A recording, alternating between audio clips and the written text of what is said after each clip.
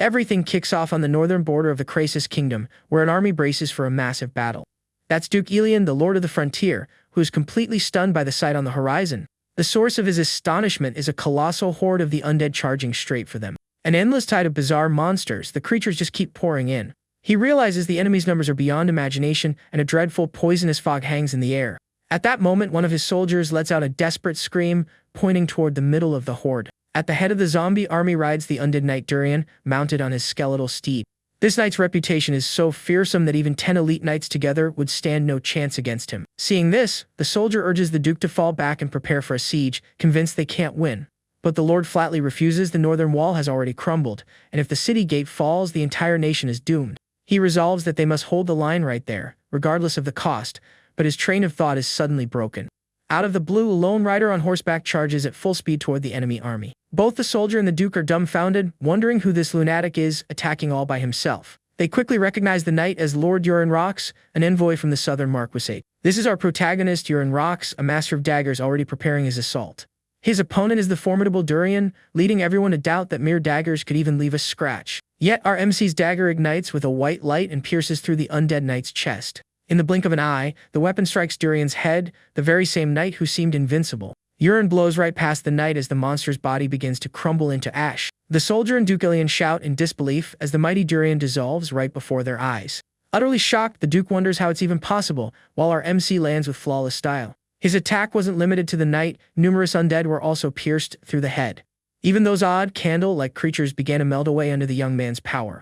Watching the monsters turn to dust from a single strike, the Lord questions if he might be a saint sent from the heavens. But the protagonist just scoffs at the idea of being a holy warrior sent by anyone. In reality, the situation is far more complex, and System Screen materializes before him, exposing his secret. A small smirk plays on his lips. He gains experience by defeating monsters and even absorbs toxins to grow stronger. He wasn't always this powerful, though, and the story flashes back 6 months to reveal how it all started. Our hero awakens completely disoriented, with no clue where he is or what has transpired. Finding himself in a lavish room, a woman addresses him as young master, leaving him even more bewildered.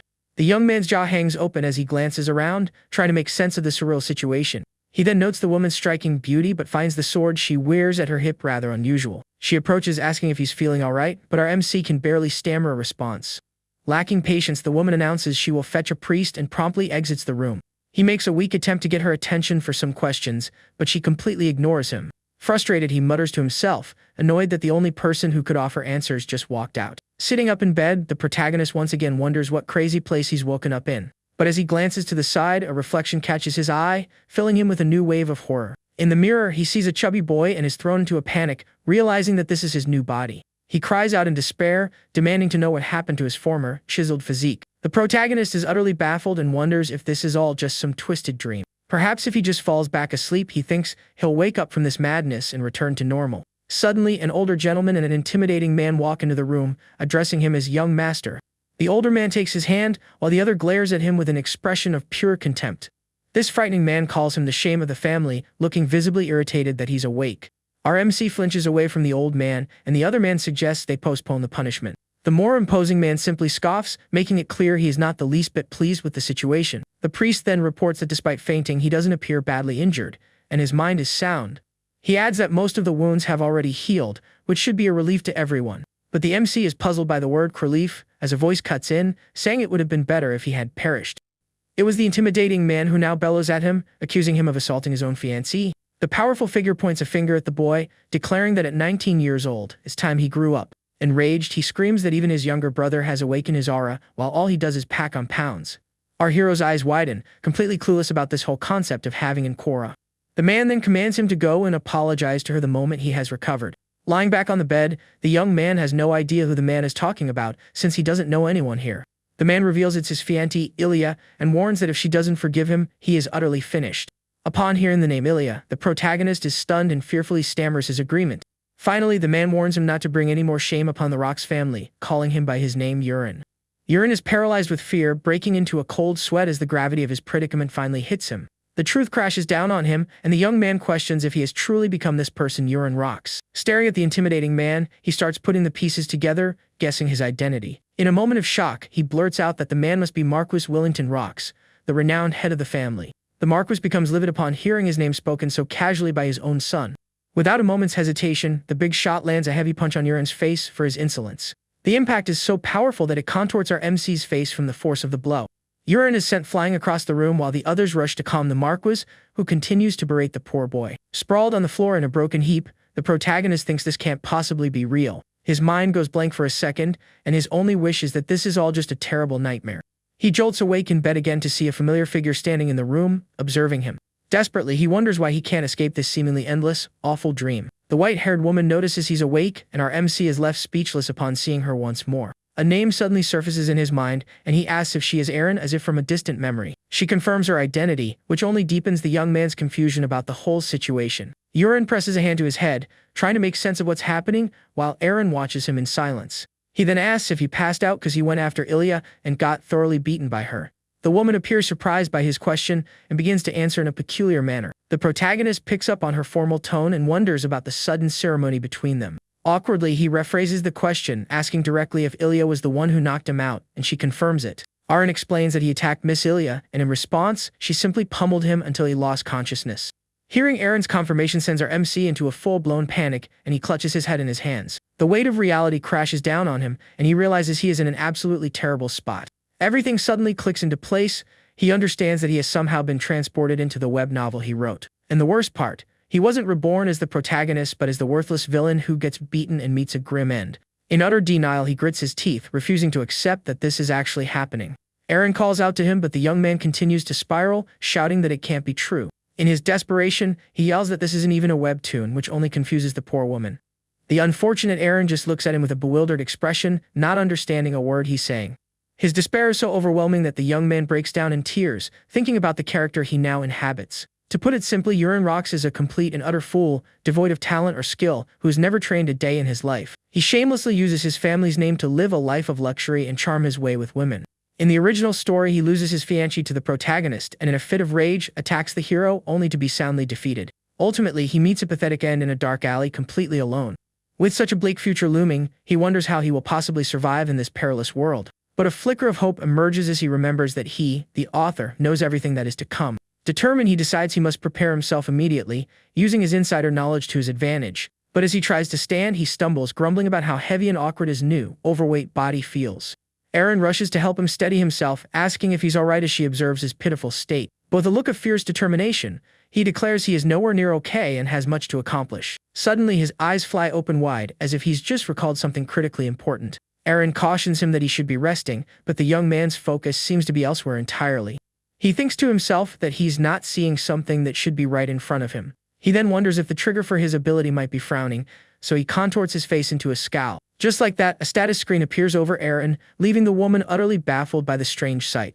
The window displays her attributes, and our MC is thrilled to finally see the famous status screen. Noticing the young man's bizarre reaction, Eren calls out, "Young master," trying to figure out what's going on. But Yuren quickly plays it cool, claiming he just spaced out for a second before sending her back to her duties. The woman, though slightly suspicious of his behavior, nods in agreement and departs from the room. The moment she's gone, the protagonist is left alone to analyze the information on the screen. He recalls that in his story, Eren was designed to be significantly stronger than any ordinary knight.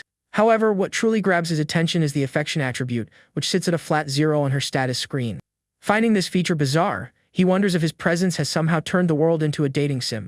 A memory of an old game he used to play surfaces, making him question the very world building he created. At least, he consoles himself the affection isn't in the negatives, which is a small victory for the original Yuren. But he quickly shakes it off, realizing this isn't his priority, and leaps out of bed with a new objective.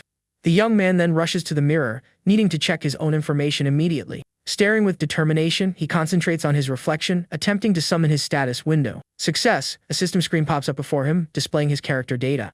The window shows his name, Yuren Rox, and a unique ability called Creator's Eye. But what truly startles him is an unexpected locked ability from the Sichuan Tang clan. Furthermore, the screen lists his special condition as morbid obesity and notes a high synchronization rate. He instantly recognizes the clan's name from a wuxia webtoon he adored, largely because of its heroine. That clan was legendary for its poison-based martial arts and hidden weapons used to vanquish foes. RMC is stunned by this crossover of universes, but a brilliant idea begins to form in his mind. A confident smile spreads across his face as he realizes that mastering the clan's techniques could be his key to survival. This clan belongs to a prestigious Chinese sect, experts in silent eliminations and deadly venoms. The young man can't figure out why the Sichuan Tang clan would exist in a completely unrelated medieval fantasy world. Nevertheless, the possibility of unlocking this ability brings a wicked grin to his face. Elsewhere, Marquis Wellington appears deep in thought, looking very serious about the recent events. He is clearly troubled by the situation with his son, who has been nothing but a source of disappointment so far. The powerful man asks Aaron if Yuren has awoken, and she confirms he got up a short while ago. The father then inquires about his condition, and the woman replies that he still seems off. She adds that he stumbled while trying to get up, indicating his body is still in a weakened state. The Marquis grumbles, recalling the priest's assurance that the young man's injuries were not severe. Then the father asks if she's noticed any other strange behavior from his son. Aaron explains that instead of his usual tantrums, he calmly agreed to apologize to Ilya. But his father dismisses it, thinking he's just disoriented and will be back to plotting revenge by tomorrow. However, Aaron states her belief in the young master's recovery, which greatly surprises the Marquis. The nobleman lets out an ironic chuckle at the hope she holds for his good-for-nothing son. He then remarks that even he has given up on Yuren and questions why she still has faith in him. The Marquis expresses his pity for the woman, saying he should have allowed her to live her life as a knight. The powerful man seems frustrated by her circumstances, but Aaron insists that serving the young master has not been a hardship. The woman explains that she sensed something different about the young man today, though it's hard to put into words. The scene then cuts to the grounds outside the mansion, where someone is wondering what's going on. It was our MC requesting Aaron to take him to the training hall for some exercise. The knight is utterly floored and asks if he truly intends to train right at this moment. He confirms with unwavering conviction and asks if there's an issue with his sudden request. He figures the creator's eye lets him see stats, but he still doesn't know how to unlock the other skill. The young man suspects his obesity is the barrier and resolves to exercise as a way to find a solution. While walking, he complains that the mansion's garden feels as large as several stadiums, and he's already wiped out. Our MC pictures himself trying to work out in his room, only for his own body weight to drag him back into bed. Because of this, he concludes that training at home is not an option, just as a few servants awkwardly greet him. The protagonist's expression turns serious as he notices something odd about every servant he passes. Glancing at a maid, he sees her affinity as -49, a clear sign of her dislike for him.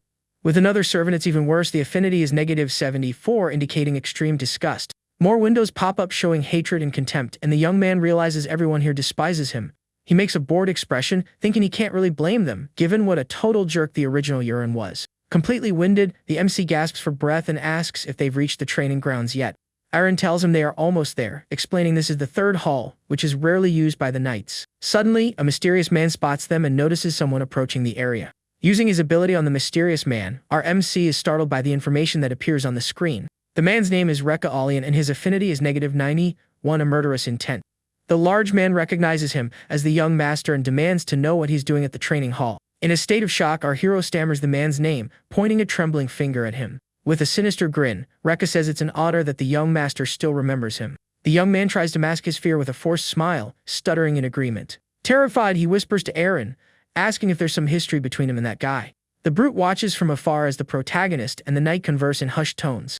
The woman finds his question odd and asks if he truly doesn't remember what happened between them. She then recounts how a few years ago, the original Yuren summoned Rekka, who was just a new recruit at the time. Enraged at being forced to train, the young man had taken a sword and scared the poor man's face. Our MC's jaw hits the floor as he learns of the horrific act his original self committed. Rekka sighs, gazing toward the horizon with a look of pure, bottled-up rage from years past. His expression shifts to one of profound hatred, proving he has never forgotten that day. The protagonist is terrified and concludes that the original Yuren was truly a lost cause. Gripped by fear, our hero grabs Aaron and insists they need to get out of there immediately. He then asks if there's another training hall available, preferably one he can use in private. The woman explains there's a fourth hall, but it's quite a distance away, and the facilities are in poor condition. But the young man's face lights up at the idea, declaring the place is perfect for his needs. The knight agrees to lead the way, and after a long trek, they finally arrive at the fourth hall. Upon reaching the training ground, the young man stands in silence for a moment, simply taking in the space. His eyes land on some knives on a table, and he remembers the Sichuan Tang clan were experts with such weapons. At that thought, an idea sparks in his mind, and he seems determined to test a wild theory. Our MC approaches the table and picks up one of the daggers, thinking he might just be able to use his skills. He positions himself a good distance from the targets, while Aaron watches on, completely baffled. The wooden target looks simple enough, but landing a throw from this far would be an incredible display of skill. Without wasting another moment, Yuren grips the small weapon and readies himself for the first throw of his new life. With every ounce of strength his overweight body can muster, he hurls the dagger, hoping for a miracle. The weapon wobbles through the air on a dubious path, a clear sign that his aim is far from perfect. As anyone might expect, the throw is an utter failure, with the dagger clattering uselessly to the ground. The young man is crestfallen. He had genuinely believed he might unlock his secret ability. Catching Aaron's gaze on him, our hero jumps and quickly tries to play off his embarrassing failure. He lets out a forced, awkward laugh and claims he was just warming up with that pathetic throw. Deciding it's best to focus on his stamina, the MC announces his new plan, and Aaron suggests he run laps around the hall. But the young man insists on training alone, telling the knight to work on her own exercises while he runs. The woman is puzzled by his attitude, but the protagonist is already jogging around the massive courtyard. Seeing her master out of breath but genuinely training, Aaron is taken aback by the sudden change in him. Miles away, the Marquis scoffs at his son's newfound determination, wondering how long it will actually last. But 3 weeks later, the nobleman learns that Euron hasn't missed a single day of training. The results are astounding. He has lost a significant amount of weight, and his appearance has changed dramatically. A smile touches the Marquis's lips as he remarks that he had expected this level of dedication from his son all along. He also notes that without the excess weight, the boy is actually quite handsome, with fine features. A serious expression crosses the father's face as he wonders if his son has finally matured. The scene shifts back to the mansion, where our protagonist is assessing his progress post-workout. Looking in the mirror, he sees he has slimmed down considerably, but one problem continues to vex him. His special ability from the Sichuan Tang clan remains stubbornly locked, much to his frustration. He decides to give it one more month. If it doesn't work by then, he'll just have to steal an item from the story's hero. Just then, Aaron enters the room carrying his dinner, and the young man greets her with a grateful smile. The meal is charian soup, a nutritious dish known to help burn fat and build muscle. But our MC's face contorts in disgust. He absolutely cannot stomach another day of the same soup. Seeing his reaction, the knight asks if the young master has grown tired of the special diet. He snaps, complaining that he's eaten nothing but this for 3 weeks straight and is completely sick of it. The woman's expression turns serious as she asks if his goal is merely to lose weight or to become a knight. With conviction, our hero declares that his greatest desire is to become a true knight. Arryn then chastises him, pointing out that even the mighty Marquis drinks this soup after his training. With an intimidating glare, she tells him to stop his whining and eat his meal without another excuse. Startled by her stern reaction, the young man quickly nods and prepares to take another spoonful. He mutters about the family's strange traditions while the woman watches him with her eyes closed. He has to admit, though, that the soup has helped him slim down, so he resolves to endure it a while longer. Despite its questionable appearance, the meal seems to be the very source of the Rock's family's strength. With his mouth full of soup, our protagonist gets a thoughtful, curious expression. He senses something unusual about the food and wonders what this different sensation could be. As he analyzes the flavor more carefully, he notices that today's charayan soup has a subtle difference from the others. A faint purple light gleams in his eye, signaling the activation of his special ability. Suddenly, a system window flashes with a shocking message: he has ingested poison. In a state of pure panic, the young man leaps up from the table, unable to believe what just happened. But another window immediately follows, stating that he has fulfilled the condition to unlock his skill. To his utter amazement, the Sichuan Tang clan ability is finally unlocked within his system. Our hero's jaw drops in astonishment, a wicked grin spreading across his face. The scene cuts back to the Marquis, who is still beaming with pride over his son's sudden progress. Gazing out the window, he watches the young man train, musing on how handsome he's become after slimming down. The father once again finds himself wondering if his son has truly changed and grown up. At that moment, a knock sounds at the door, and the nobleman turns to greet the unexpected guest. It was his second wife, Kaina, entering the room with a tray holding 2 cups of tea. She smiles at her husband, asking what he was observing so intently out the window. The Marquis smoothly deflects, claiming he was simply admiring the beauty of the garden she tends to. The woman beams with pride at her work, and her husband compliments her admirable green thumb. With a seductive smile, she draws closer to the Marquis, embracing him with a look full of hidden meaning. She then brings up the topic of choosing Colin as his heir, just as he had mentioned before. An expression of greed flashes across her face as she urges him to make it official soon, since the decision was already made. The Marquis seems taken aback by his wife's forwardness as she continues her desirable caress. With a serious tone, he replies that the decision regarding the heir might require a bit more time. His eyes widen as he grasps the sudden change in plans and the potential fallout. The woman pulls away incensed, reminding him of his promise to name Colin the heir this very month. But the nobleman explains that Euron appears to have had a change of heart and is making a genuine effort. He even emphasizes that if the boy continues to apply himself, he could become an excellent successor for the family. His wife agrees with a plastic smile, saying she too had heard of her stepson's improvement. The Marquis lets out a derisive laugh, remarking that it took a beating from his fiancée to snap the boy back to reality. A sinister smile plays on the woman's lips as she asks what he intends to do about the succession now.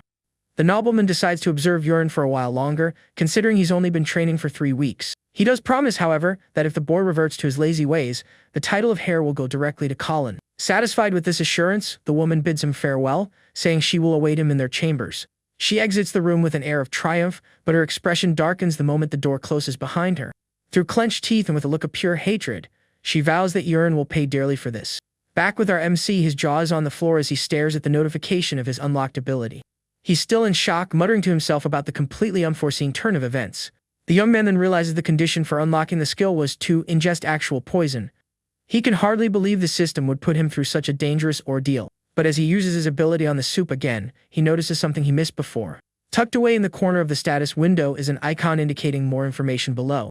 Focusing on the icon, the status window scrolls down, revealing further details about the soup. The information specifies the hanging herb contains a mild toxin that, if accumulated, causes slow paralysis. Our MC is floored by the system's ability to provide such specific and detailed information. Eren notices he has paused and asks why he isn't finishing the rest of his soup.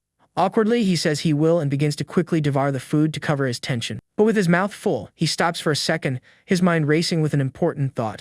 He wonders who could have poisoned his food because in the original story, Yurin didn't perish this way.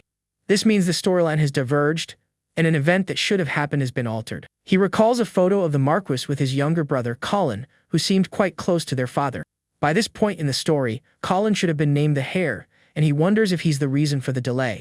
The young man deduces that the person who poisoned the soup must be aligned with his younger brother. With this new understanding, he continues to eat the soup, his expression a mask of pure determination. Another status window appears, indicating that he is building a resistance to the poison. To his delight, the condition to unlock a weak paralysis poison has now been met. Excitedly, he calls to Eren, announcing he's finished the soup with a grin stretching from ear to ear. He even gives a thumbs up, claiming the food was so delicious it brought a tear to his eye, which just confuses the poor girl.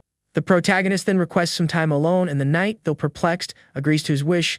She bids him goodnight and exits the room, while the young man prepares for his next move. The moment he's alone, he turns to the mirror, his gaze serious and locked on his objective. He then shouts the name of the clan, preparing to test his newly unlocked abilities. With a shouted command, he summons his status window, which instantly materializes before him. The screen displays his updated information, including his overweight, status, and the mild poisoning he's experiencing. He's impressed by the system's interface, which is both intelligent and highly detailed. As if in a virtual reality game, he focuses his gaze on one part of the screen, causing a menu to expand. The new window reveals the clan's 3 specialties: poison, hidden weapons, and martial arts. With a curious glint in his eye, he decides to start with the poisons category to see what it holds. A list of poisons appears, each with different levels and effects, though most are currently locked. The young man is amazed by the sheer number of options and decides to scroll all the way to the bottom. At level 30, he finds the supreme and invisible poison, which appears to be the most powerful of all. He quickly understands that to reach the final level, he must first unlock all the preceding poisons. And to unlock even the most basic poison, he first needs an internal technique, which he currently lacks. He decides to check the martial arts section to see if he can find the technique needed to begin. A selection window pops up, presenting 4 options for internal techniques along with a crucial warning. With the smile of a true fan, he says the choice is obvious, he already knows which one he'll pick. The black poison arts are purely focused on poison, represented by a sultry-looking woman. Meanwhile, the thunder needle arts are for hidden weapons, and the 10,000 poisons is the most comprehensive. With a sly grin, he thinks to himself, the more the merrier, just as the protagonists in Wuxia stories always do. Without a moment's hesitation, he selects the divine energy of 10,000 poisons, and a golden light engulfs him. His eyes glow as the new energy surges through his body, subtly altering his appearance. He's shocked to find that the mantras for the technique have been instantly etched into his mind. Thrilled by his new powers, he decides he must test his energy circulation without delay. He removes his shirt and sits on the bed in a lotus position, ready for his first meditation session. As he meditates, he feels an unfamiliar flow of energy coursing through every part of his body. With his eyes closed, he realizes this sensation can only be the legendary Q from martial arts stories. He then skillfully guides this energy through his meridians, storing it in his danshin to cultivate internal strength. The night speeds by as our protagonist remains deeply focused on his intense training. A new sun rises, bathing the mansion in light and marking the end of a long night of meditation. Inside the room, the young man is still in the same position, displaying an incredible level of concentration. He feels fantastic and realizes the tales of training all night without sleep are actually true. Our MC is brimming with energy, feeling no trace of fatigue despite being awake the entire night. A satisfied smile on his face, he rises to his feet, noticing his body feels completely revitalized. He can even perceive the flow of Qi around him, sharpening all of his senses to a fine point. Without even looking, he knows the exact number of birds perched just outside his bedroom window. A warm, solid ball of energy has formed in his danshin, a clear sign that his training was a success. With a confident smirk, he circulates the Qi to his head, attempting to open his status window without a mirror. To his amazement, the window opens, revealing that his technique has already reached 1 star of mastery. Suddenly, he senses a familiar aura just outside the door and becomes curious about who it might be. The door swings open to reveal Eren, who says she has come to wake him for another day of training. She notices his bed is perfectly made and asks if he didn't sleep at all during the night. He just gives her an awkward smile and says that's just how things turned out. Concerned for his well-being, Eren suggests he should rest and skip today's training to recover. But our protagonist immediately refuses, stating that he will be training regardless, no excuses. Flashing a confident grin, he assures her he feels fantastic and is in peak condition for training. The knight agrees somewhat sheepishly and says she will prepare his breakfast before they head out. She then departs from the room, wearing an expression of mingled surprise and admiration for the young master. Alone in the hallway, she finds herself wondering when the young man started developing such defined muscles.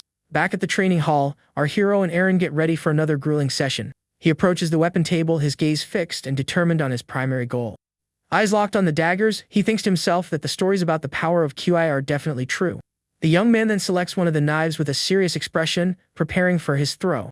He and Eren stand in the center of the courtyard, ready to see if his all-night training session has yielded results. For a moment, our MC feels a flicker of confusion as he notices something new in his peripheral vision. His eyes widen in astonishment as he realizes a new ability has activated within his system.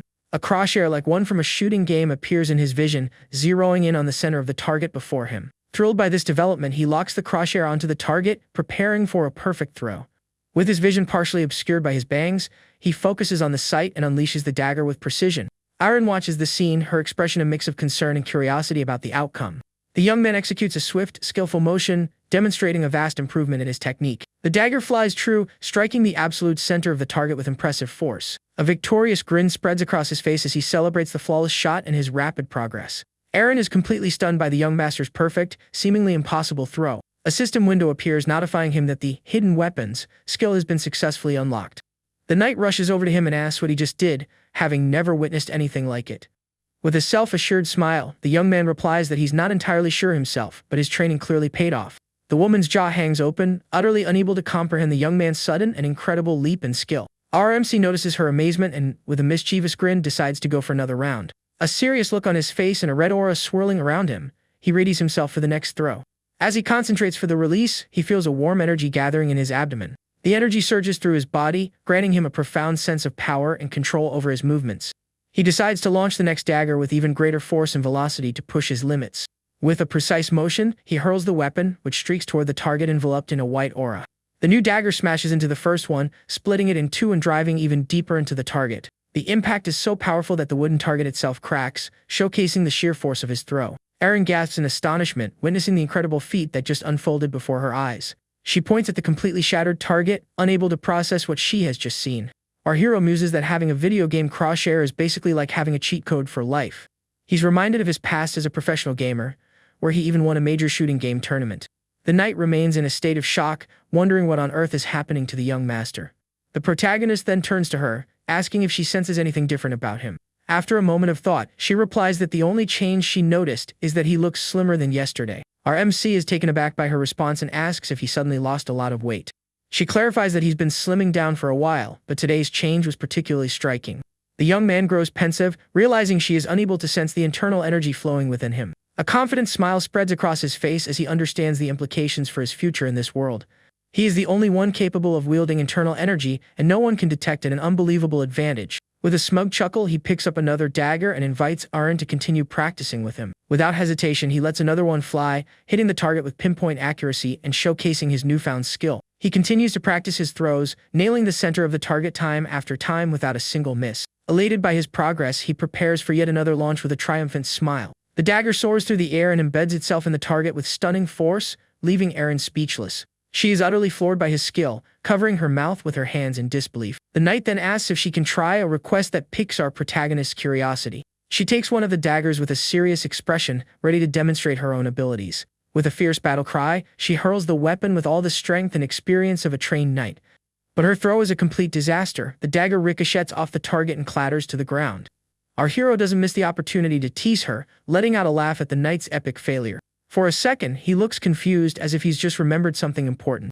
He then summons his status window to check the new information that has appeared. The screen indicates that he has unlocked a new throwing ability called Straight Cut. With this new skill, he can launch any object as if it were a weapon, with enhanced force and velocity. Our MC is amazed and wonders if the ability will work with any kind of weapon. Meanwhile, Eren grows frustrated that she can't even get the technique right with a proper dagger. An idea pops into the young man's head and he decides to test his new skill with a rather unusual object. He asks the knight to step back a little as he's about to attempt a new type of throw. The woman is confused, having no idea what the young master plans to do with that object in his hand. The protagonist simply picks up a splintered, broken wooden sword that had been discarded nearby. Holding the makeshift weapon, he raises it high, preparing for another spectacular launch. The young man channels his internal energy, feeling power surge from his core into his arms. Using the straight cut technique, he flings the piece of wood at the target with incredible force. The wooden sword shoots forward like a bullet, embedding itself deep in the center of the target and shattering it on impact. Completely aghast, Erin screams, unable to believe what she has just witnessed with her own eyes. The woman demands to know what kind of power that was, and Euron just scratches his head, attributing it to the power of training. The knight retorts that it's impossible, as no one becomes that powerful with just a little bit of practice. The young man then turns to her, acknowledging that he knows she reports everything to his father. With a serious gaze, he asks her to keep what she witnessed today a secret for a little while. The girl hesitates, not understanding the need for such mystery surrounding his new abilities. He explains that he's in the middle of testing a few things and promises to explain everything to her later. The woman eventually agrees to the young master's request, though she is still thoroughly confused by it all. Later that evening, the mansion's servants bid each other farewell at the end of another day's work. One of the knights, a man named Peru, also says his goodbyes and heads out, concluding his day at the Rocks estate. The knight named Peru bids farewell and begins his walk out of the mansion gates. But our protagonist watches him from a distance, his expression serious and suspicious. With a focused gaze, he activates his special ability, the Creator's Eye, to analyze the man.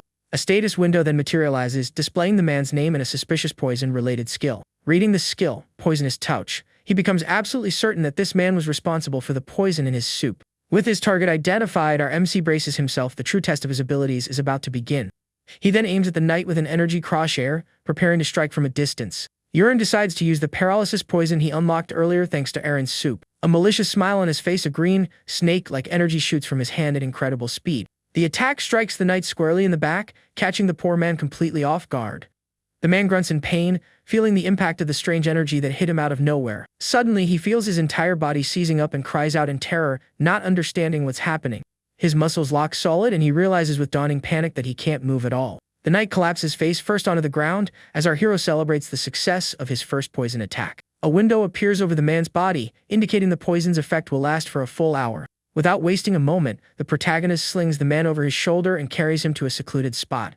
Night descends upon the mansion, and the knight remains paralyzed in an abandoned shed. The effects of the poison finally begin to wear off, and the man slowly starts to regain his senses. He looks around utterly confused with no idea where he is or how he got there. Euron appears holding a lantern and asks if he remembers who the young master of the house is.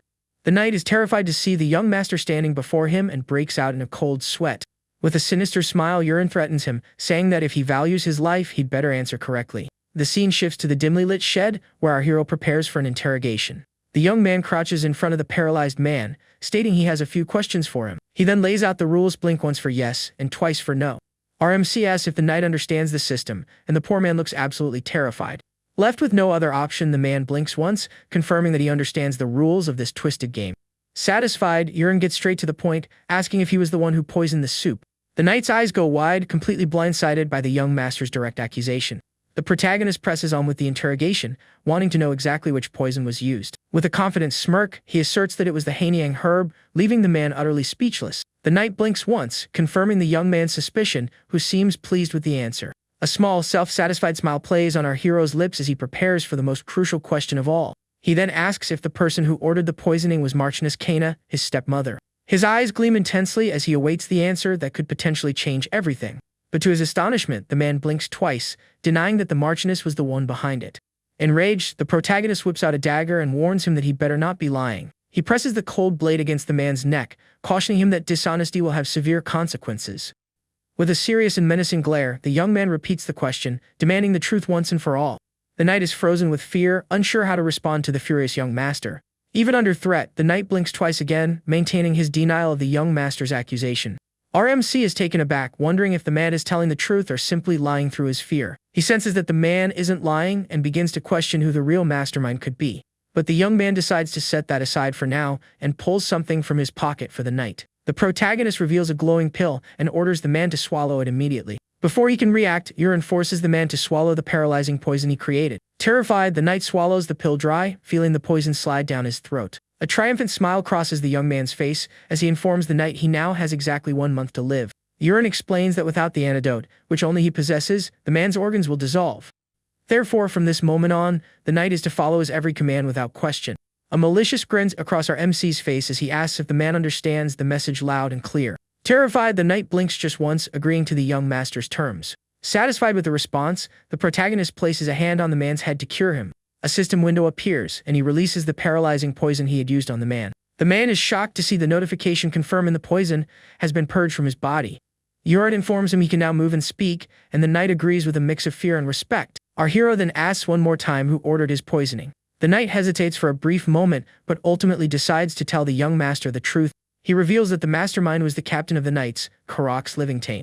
The man adds that the order was for him to succumb to an illness before the end of the year. The young man recalls that Karox is Kaina's older brother, who secured his position thanks to her. With a look of determination, our hero hands a piece of paper to the frightened knight. The man's jaw drops when he sees that the list contains nothing but the names of poisons and toxic herbs. Urine then instructs him to get money from Karox and purchase everything on the black market. The protagonist also sets a deadline, telling him to start with what he already has by the following evening. The knight, thoroughly confused, asks why the young master would need so many poisons. With a deathly glare, our MC asks if he gave the man permission to ask questions. Startled, the man nods quickly, indicating he understood the message and will ask no more. A satisfied smile on his face, Urine dismisses him, and the knight scrambles out of the shed. But just before he leaves, the young man calls out to him with one last, very strange and unexpected command. With a sinister grin, he tells the knight to continue adding the Hanyang herb to his soup. The man is utterly shocked and bewildered by the young master's bizarre request. Back in his room, the protagonist lets out a wicked laugh, pleased with how his plan is progressing. He's completely exhilarated, marveling at how incredible and full of tricks the martial arts are. He then reveals that the poison pill was just a harmless ball of dried leaves to deceive the poor man. But his expression soon turns serious as he reminds himself he needs to master the clan's arts as quickly as possible. He recalls that in his original story, a catastrophic event is about to unfold in the world. The next day, a knock sounds at the young man's door, and he tells the person to enter. It was the knight who brought the poisonous herbs he already had, just as his master had commanded. The MC then examines the strange roots and leaves laid out on his table. Using his ability, Urine identifies each of the poisonous herbs the knight has brought him. The man is stunned, wondering how the young master is knowledgeable about such rare poisons. A smug smile crosses the young man's face as he thinks how easy it is when he can see everything in the status window. Our MC then questions him, asking why he was carrying other poisons when only one was required. The knight explains that the first herb has a delayed effect, while the second amplifies the poison's potency. The protagonist understands that combining the toxins makes them both stronger and more difficult to detect. This piques Urine's curiosity, and he asks how the knight came to learn so much about such things. He recounts being sold at the age of 8 to the Livingstane family, where he was trained by a master. The man further reveals that there were initially 20 children, but he was the only one to survive the training. Urine senses the man's deep-seated hatred for the family and thinks he may have just found a very useful tool. With a smile, he commends the man's work and dismisses him for the day. The knight, still timid, thanks him and departs, wishing the young master a good night. Alone once again, our hero steels himself. Now it's time for his real training to begin. A system window displays his divine energy technique, which is currently at the first stage. Without wasting a moment, he gathers the poisonous herbs the knight delivered to him earlier. With a look of disgust, he resolves to eat all of them to rapidly increase his strength. Multiple system windows pop up, warning him that he has ingested poisons and is in grave danger. Despite the searing pain, he remains focused. His goal is to reach the second stage of the technique. The night flies by as the young man continues to meditate, absorbing the power of the toxins. The following day, a knock on the protagonist's door signals some important new development. The next day, Erin opens the bedroom door and calls for the young master to come train. But when she peeks inside, she is completely taken aback by the scene before her. She finds him meditating shirtless, her jaw dropping at the sight of his chiseled physique. The knight lets out a gasp, unable to believe the incredible transformation that occurred overnight. Thanks to his all-night training, his stats have leveled up, and he's even gained a new martial art. Our hero opens his eyes with a small, victorious smile, clearly satisfied with the results. The woman, still in shock, asks what happened, but seems to have noticed only his physical change. Suddenly, her face scrunches up in disgust as she catches a strange scent in the air. Holding her nose with a disgusted expression, she wonders where that full odor is coming from. Awkwardly, he scratches his head and tries to explain that the smell is a byproduct of his training. The young man recalls that as one's internal energy advances, the body purges itself of all impurities. He then suggests opening a window, but the woman screams in desperation, pleading with him not to. The knight looks on the verge of tears as she begs the young man not to let the stench escape. With a grimace of disgust, she orders the protagonist to head straight for a bath and wash off that awful smell. After a thorough washing, the two finally leave the mansion for another day of training. The young man and the knight walk in silence across the courtyard, a palpable tension hanging in the air. Euron lets out a mischievous chuckle, while Aaron eyes him with deep suspicion. A system window appears, indicating that he is in the process of learning a new stepping-based martial art. This is the Tang family's signature stepping technique, perfect for stealthy eliminations and swift movements. Excited, he begins to mimic the movements of the technique, overjoyed with his new powers. Aaron yells at him, demanding to know what has gotten into her young master. A look of bewilderment on her face, she asks why he's suddenly staggering around like a drunk. Our MC just laughs and tells the knight that everything is fine and she shouldn't worry. But the young man continues his strange walk as the woman watches him warily. The knight questions him again, wanting to be absolutely sure that he's well enough to train. She then asks if he is certain he wants to go to the first training hall today. With a confident smile, he insists everything is fine and that he merely wants to observe the others training. He assures her he won't cause any trouble and is only there to watch the others' skills. They finally arrive at the first hall, which is bustling with knights engaged in rigorous training. One knight is in the courtyard, practicing his sword strikes with great force and determination. Another warrior is also running through his drills, showcasing the intense daily routine of the knights. A younger man practices his cuts with a heavy sword, displaying his considerable skill. Two veteran knights notice Euron and Aaron's arrival and are curious about their visit. They recognize the woman as the young master's attendant but have no clue who the young man is. Our protagonist emerges with a radiant aura, looking like a prince from a fairy tale. The knights are stunned to learn that this handsome man is the young master, now slim and transformed. They begin to whisper amongst themselves, wondering how the formerly overweight young man became such a heartthrob. Euron gives a faint, awkward smile. Thanks to his heightened senses, he can hear every word. A fiery aura flickers around him as he grows irritated by their comments, but he struggles to maintain his composure. Our MC then points towards a particular knight and Aaron notes that he appears to be just a recruit. The woman commends the recruit's form, remarking that he'll soon become a proper knight. She explains that these are the foundational movements of the Rox family and tells him to pay close attention. But Euron recognizes the young man as Kryde, a key character from the novel he authored. He's fascinated as he never described what Kryde was like before he met the story's main hero. A thoughtful expression on his face, he realizes this could present a valuable opportunity down the line. He turns his attention to the other knights, who have been eyeing him with contempt and disgust the entire time. Status windows pop up, all showing that their affection levels for him are extremely negative. A wicked grin spreads across his face as he decides they will be the perfect subjects to test his new skills on. The first ability he plans to use is the level 1, Prolonged Poison that he recently learned. Our protagonist selects the pink-haired knight who had been glaring at him as his first target. With a sinister smile, he discreetly activates the poison, a faint purple glow emanating from his hand.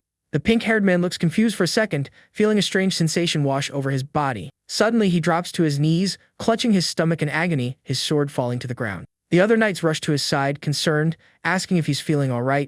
The man cries out that it's nothing, but the pain appears to be excruciating. He begins to writhe on the ground, screaming and drooling from the sharp, intense pain. His friends grow frantic, saying they need to summon a priest immediately to help him. But just as suddenly as it began, the pain vanishes, leaving the knight baffled by the whole experience.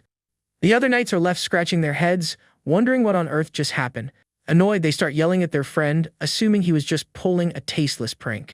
The knights continue to bicker while our protagonist watches silently from a distance. A confident smile on his face, he gets ready to test his second ability on them. He activates Soul-Killing Smoke, a skill designed to create illusions and sow confusion among its targets. All at once, one of the knights feels a chill run down his spine and hears a terrifying snarl from right behind him. He whips around to find himself face to face with a massive, horned demon and lets out a terrified scream. Aaron is completely confused. She sees nothing and wonders what has suddenly gotten into these knights. Terrified, the three warriors scramble backward on the ground, screaming for the creature to stay away. The knight finds the scene bizarre while Euron lets out a quiet chuckle, clearly amused by their confusion. The illusion then shifts into a fire-breathing dragon, sending the pink-haired knight into a full-blown panic. Another warrior sees a giant skeleton wielding a flaming sword and screams in pure terror.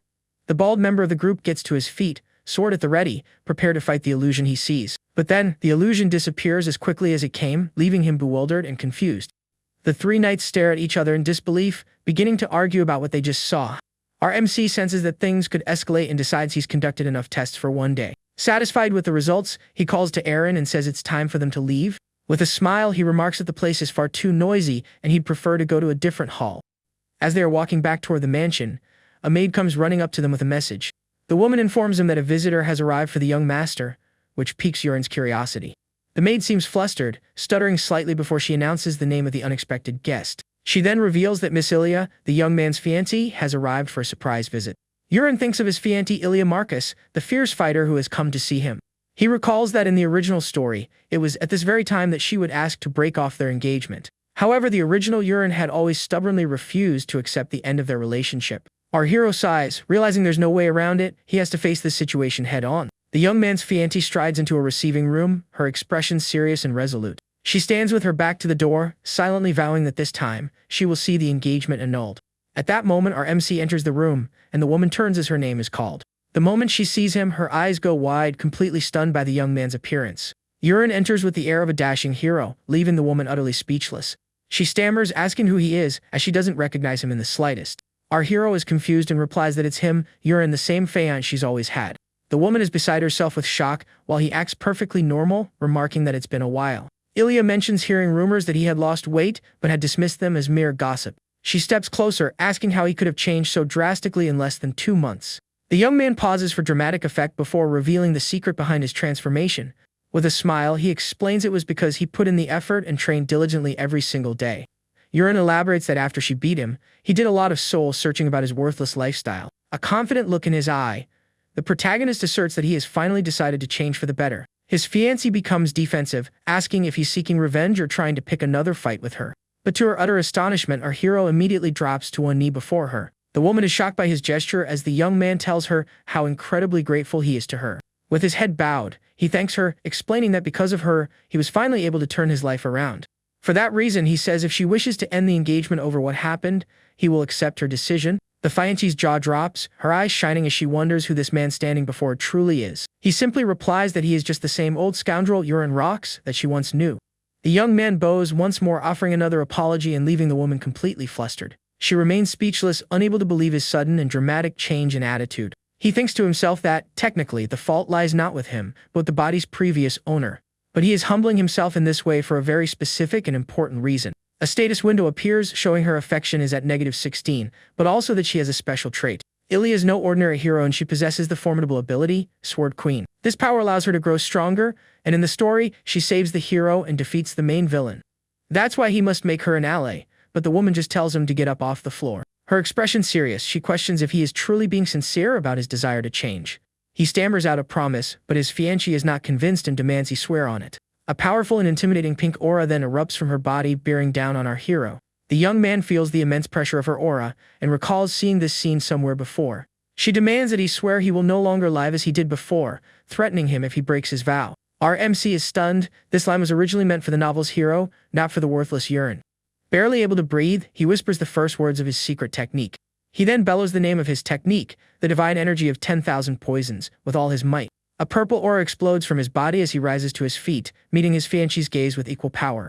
The woman is shocked, wondering how he managed to neutralize her aura so effortlessly. The young man then stands tall, surrounded by a soft, pink aura of flowers, looking at her with confidence. With a captivating gaze, he swears that he will change and become a better man for her in the future. The fiancée is left flustered and blushing by the romantic scene and the young man's heartfelt promise. Satisfied with his response, she says she will be watching him closely to see if he honors his word. Before she leaves, she warns him that one more misstep, and the engagement is over instantly. Yurin is puzzled. She didn't end the engagement as she did in the original story, which surprises him. The scene then cuts to Ilya's father, who appears to be waiting for an update from her. He asks if his daughter has met with Yurin, and she confirms with a simple nod. Her father then presses, wanting to know if she has finally reached a decision about their engagement. The woman closes her eyes for a moment before confirming that she has decided what to do. With a sigh, she prepares to deliver the news that could alter the futures of both their families. Ilya then reveals that the engagement will not be broken, leaving her father utterly shocked. The man demands an explanation as he cannot fathom his daughter's decision. She recounts how her father always said people don't change, but the rumors had made her curious. The woman had expected to find the same weak and gentle Yurin from her childhood, but she was mistaken. She says he has transformed into a completely different person, and for that reason, she wants to place her trust in him. Taking a sip of tea, she reaffirms her decision, and her father simply accepts it without further argument. A grim look on his face, her father agrees to her choice in a very serious and contemplative manner.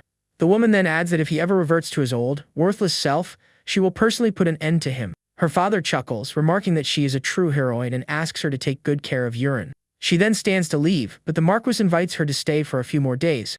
Awkwardly, the woman explains that she told her father she was going to break the engagement, which has made things tense. She also declines to see Yurin, stating that he is training and she doesn't wish to be a distraction. As night falls, our protagonist is summoned for a private discussion with his father. The Marquis turns to greet him and is completely taken aback by his son's appearance. With wide eyes, he asks who the young man standing before him is, as he is unrecognizable. Uren is confused by the question, but the Marquis quickly laughs it off as a joke. The father commends him for his effort, saying he must have worked incredibly hard to change so much. The powerful man then asks if he knows why he was summoned for this conversation. Our MC assumes it is to finally begin his nightly training as a member of the family. The Marquis is surprised and praises his son for becoming sharper and quicker on the uptake.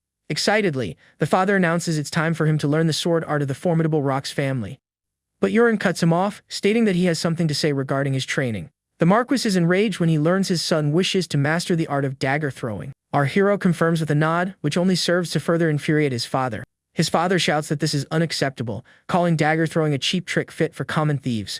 Furious, he points at his son, declaring that such a technique could never penetrate a knight's armor. With a defiant smile, our protagonist suggests they make a wager on that very claim. He proposes a bet whether or not he can defeat a Borak monster using only a single dagger. His father grows even more incensed at his son's pointless stubbornness and immediately rejects the proposal. He explains that a warrior requires an aura to shatter the scales of a Borak. Therefore, he states with absolute certainty that his son will never be able to pierce the monster's scales. A confident grin on his face, Uren points out that in that case, his father should easily win the bet. The Marquis is left speechless by his son's logic and grumbles in frustration at the situation.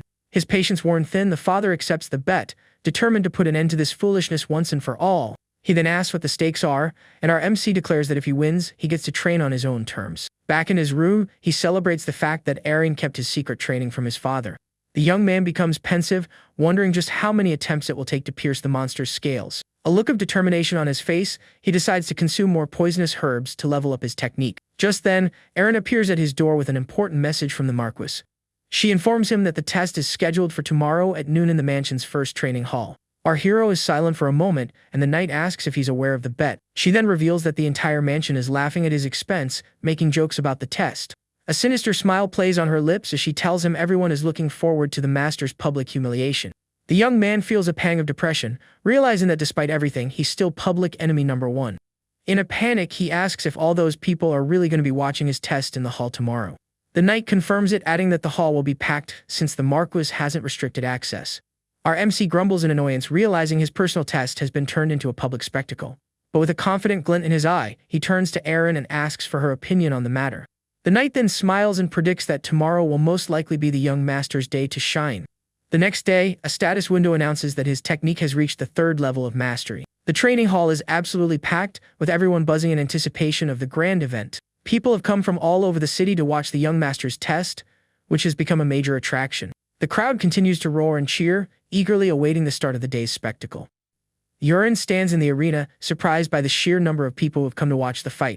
The Marquis then calls to him from his seat of honor, asking if he's ready to begin the test. He agrees but complains about the size of the crowd, to which his father feigns ignorance. The powerful man claims he only mentioned it to his personal mage, but the news somehow spread through the entire city. With a smirk, he warns his son to be careful not to make a fool of himself in front of everyone. The family's mage then steps into the arena and begins the incantation to summon the test monster. A magic circle glows on the floor, and our MC is thrilled to witness magic up close. A burst of lightning erupts in the center of the arena, and a thick smoke billows out across the area. The silhouette of a grotesque creature emerges from the smoke, startling everyone present. The protagonist is fascinated. This is the first time he's seen a monster from his own novel in the flesh.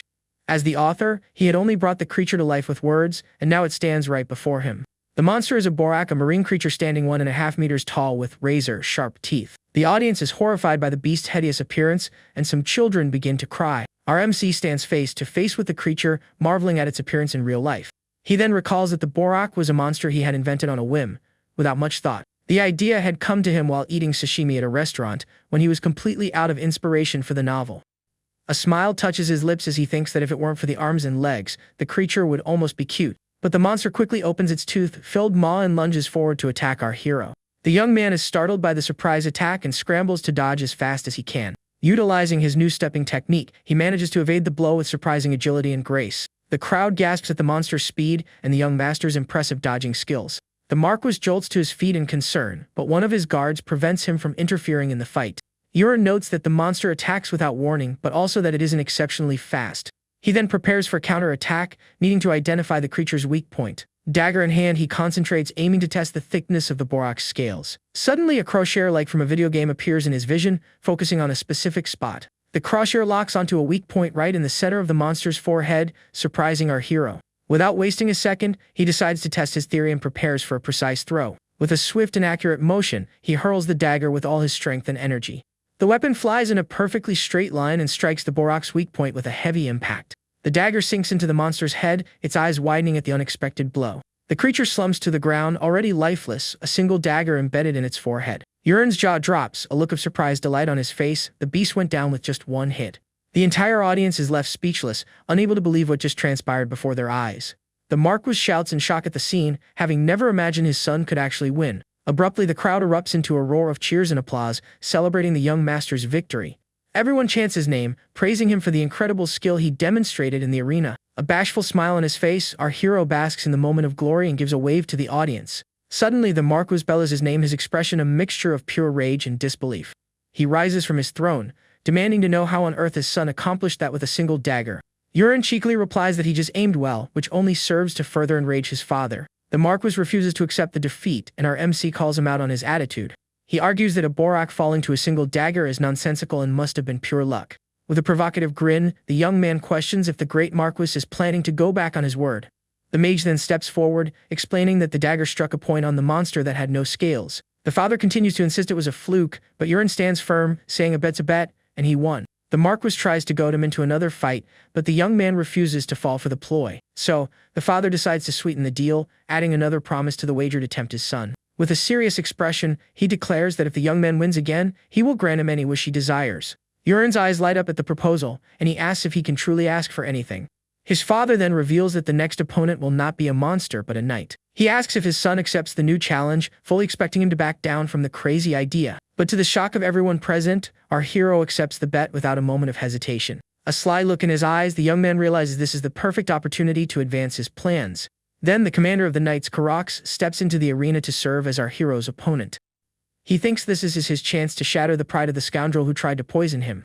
But he quickly dismisses the thought, remembering he needs the man to procure more poisons through Peru. Urian then states that a fully fledged knight would be too much for him, and his father surprisingly agrees. The Marquis suggests that, to be fair, he should fight a knight in training instead.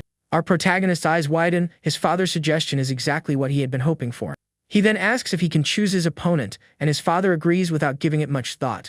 Urian then points to Creed and summons him to the arena, leaving the young man surprised. The young recruit hurries over to the Marquis, introducing himself with deep respect and admiration. The father then informs the young man that he has an important task for him, his gaze serious. Creed declares himself ready to carry out any order the great Marquis might give him. Pointing a finger at our hero, the father orders the recruit to beat his bad habits out of him. The young man is shocked and confused by the Marquis's strange command, not understanding the situation. Urian just gives him a wave and a mocking smile, clearly enjoying the whole spectacle. Creed is dumbfounded, unable to believe the task he has been assigned by his lord. His father yells at him, asking if he's incapable of following such a simple order. Left with no choice, the recruit agrees to fight the young master in front of everyone. The Marquis then tells him not to worry, assuring him that his son is weak and harmless. Urian announces he will only throw 3 daggers. If Creed can block all 3, he will win the match. The father is furious at his son's arrogance and orders Creed to give him a proper lesson. The two opponents face off in the center of the arena, poised for the second duel to begin. From the stands, the other knights heckle the recruit, threatening him if he dares to lose. More warriors join in the jeering, making jokes at the young Creed's expense in the arena. Suddenly, a female voice wishes the young master good luck, which catches our hero by surprise. A goofy grin spreads across his face as he feels a surge of emotion, thrilled to have a fan cheering for him. The recruit then announces he is ready for combat, and our hero prepares himself as well. Dagger in hand, he concentrates, readying his first throw against his opponent. As he focuses on Creed, his video game like Crochet appears again, highlighting multiple weak points. He's surprised by the number of targets, but quickly grasps the inherent danger of the situation. Our MC wonders if striking one of these points could potentially end the young man's life. He decides he can't take that risk and focuses on a non-lethal attack for the duel. With a swift motion and a blue aura, he launches the dagger with great force toward Creed. The recruit manages to parry the blow with his sword, but the impact is incredibly powerful. The force of the throw sends the young man staggering backward, and he cries out in pain from the shock. He's thrown a good distance and hits the ground, unable to believe the young master's absurd strength. The crowd is shocked by the sound, which was as loud as a cannon blast. The Marquis leaps to his feet, startled and speechless by the scene that just unfolded. Our hero's dagger clatters to the ground while his father remains frozen in disbelief. He then retrieves another dagger, preparing for his second throw against the recruit. The Marquis picks up the first dagger and is stunned by the power emanating from such an ordinary weapon. The recruit struggles to his feet, taking a deep breath to recover from the staggering impact. A smile on his face, Yurin warns him that he can't afford to let his guard down for even a second. He then readies his second throw, announcing that this time, he's going all out. Creed braces himself with his sword, ready to block the attack with all his might. His gaze focused, the young man feels the pressure from the young master and concentrates on the duel. Our hero reasons that since Creed is a main character, he's unlikely to be seriously injured. With a confident smile, he uses the direct shot technique with his glowing dagger. The weapon flies at incredible speed, enveloped in a blue aura, straight toward the recruit. Creed attempts to block with his sword, but the dagger is too powerful and shatters his weapon. The impact breaks the sword's blade into countless pieces, stunning everyone present. The audience's jaw dropped, unable to comprehend the sheer force of the young master's throw. The Marquis is also shocked and rendered speechless by the scene he has just witnessed. The recruit drops to his knees, exhausted and now weaponless, unable to defend against the next attack. His hand trembles from the force of the blow, and he realizes he has no chance of winning. Our hero's father is left with his mouth agape, at a loss for words to describe his son's strength.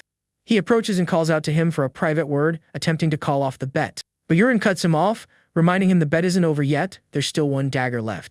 The Marquis is shocked by his son's insistence and shouts at him to stop this madness. Our MC then suggests they ask Creed directly if he wishes to continue the fight.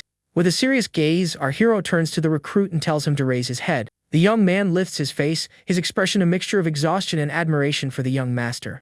Yurin challenges him, asking if he's willing to accept such a mediocre outcome and give up. The recruit is left speechless by the question and the unexpected encouragement from his opponent. Our MC declares that a true knight always fights for a definitive conclusion in battle. A fire in his eyes, he asks once more if the young man is really going to quit the fight like this. Creed hesitates for a moment, but the young master's words fill him with a renewed sense of courage. With a shout of determination, he requests a new sword to continue the duel to the very end. Suddenly, a brilliant blue aura erupts from his body, astonishing everyone in the audience. His eyes blazing, he vows not to retreat and to fight until his last breath.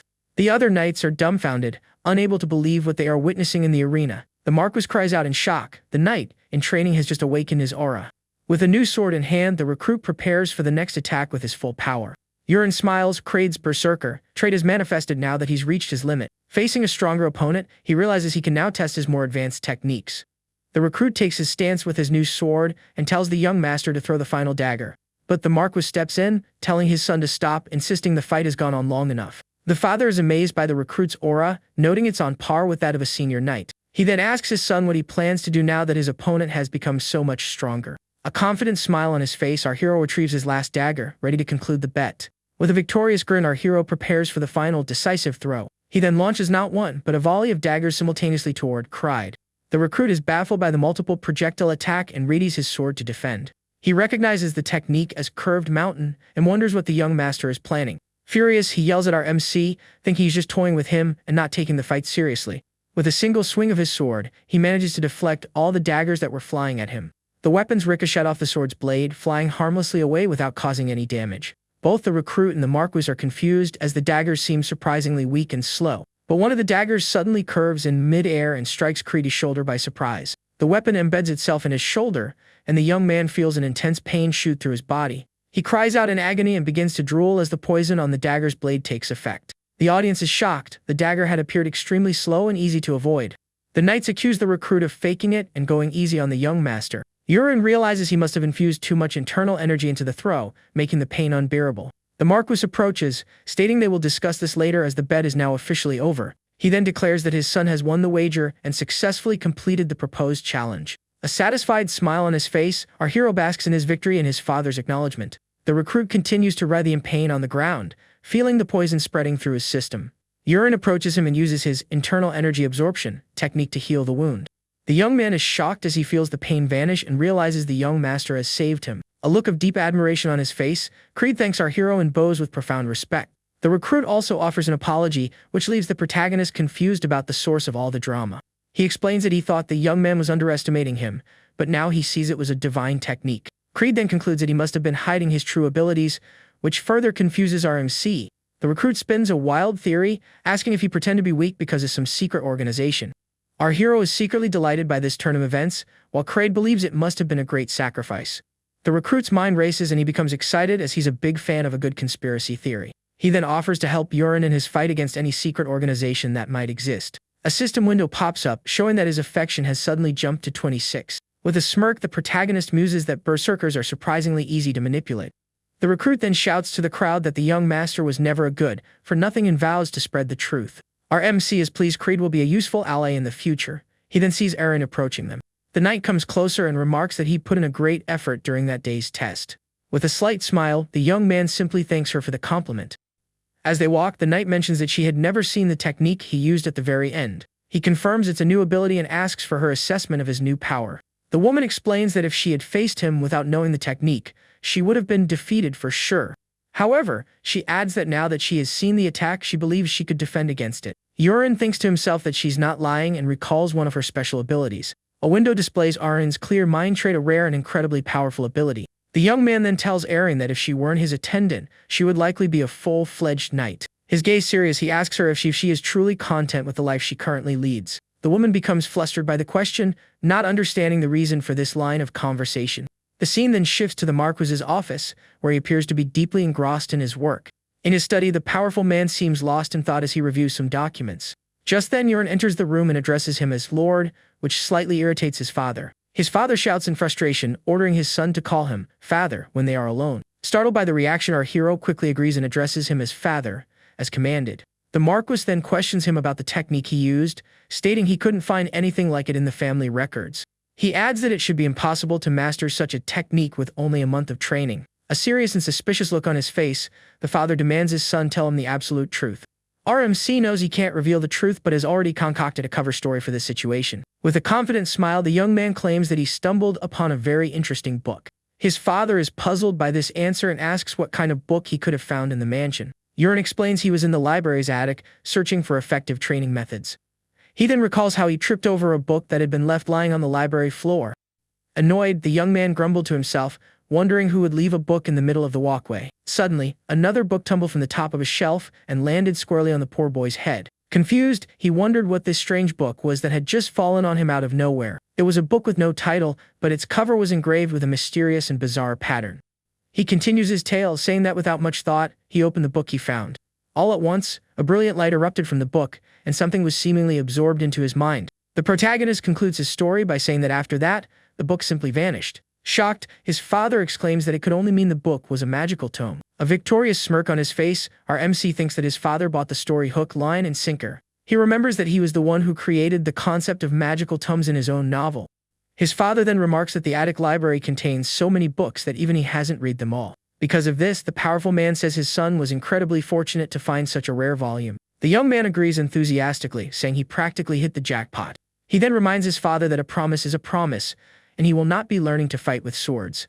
The Marquis then turns to him, remembering there's still the second part of the promise he made. His gaze serious, he tells his son to state what he wants as a reward for his victory. Our protagonist then addresses him, his expression serious and filled with determination. His eyes blazing with intensity, he declares that what he desires most is the position of family here. His father is left utterly speechless, completely shocked by his son's audacious request. Eren then taunts him, asking if by some chance his father intends to deny his wish. The Marquis stammers but admits that the decision is his to make and he should grant the wish. But the young man mocks him, pointing out that his father's expression seems quite uncomfortable with the idea. He then points out that if he becomes the heir, many within the family will likely rebel and cause trouble. His father immediately pictures his wife throwing a fit and causing a scene, and he visibly cringes. Our MC then says he will concede just this once, and his father looks incredibly relieved. With a smile, the nobleman expresses his thanks and lets out an awkward laugh at the whole situation. But the young man is actually thinking that he has no interest whatsoever in being the family here. He imagines himself trapped with his father all day, studying and living a dull life with no freedom. He grimaces at the thought. He'd much rather spend his time leveling up his skills and exploring the world.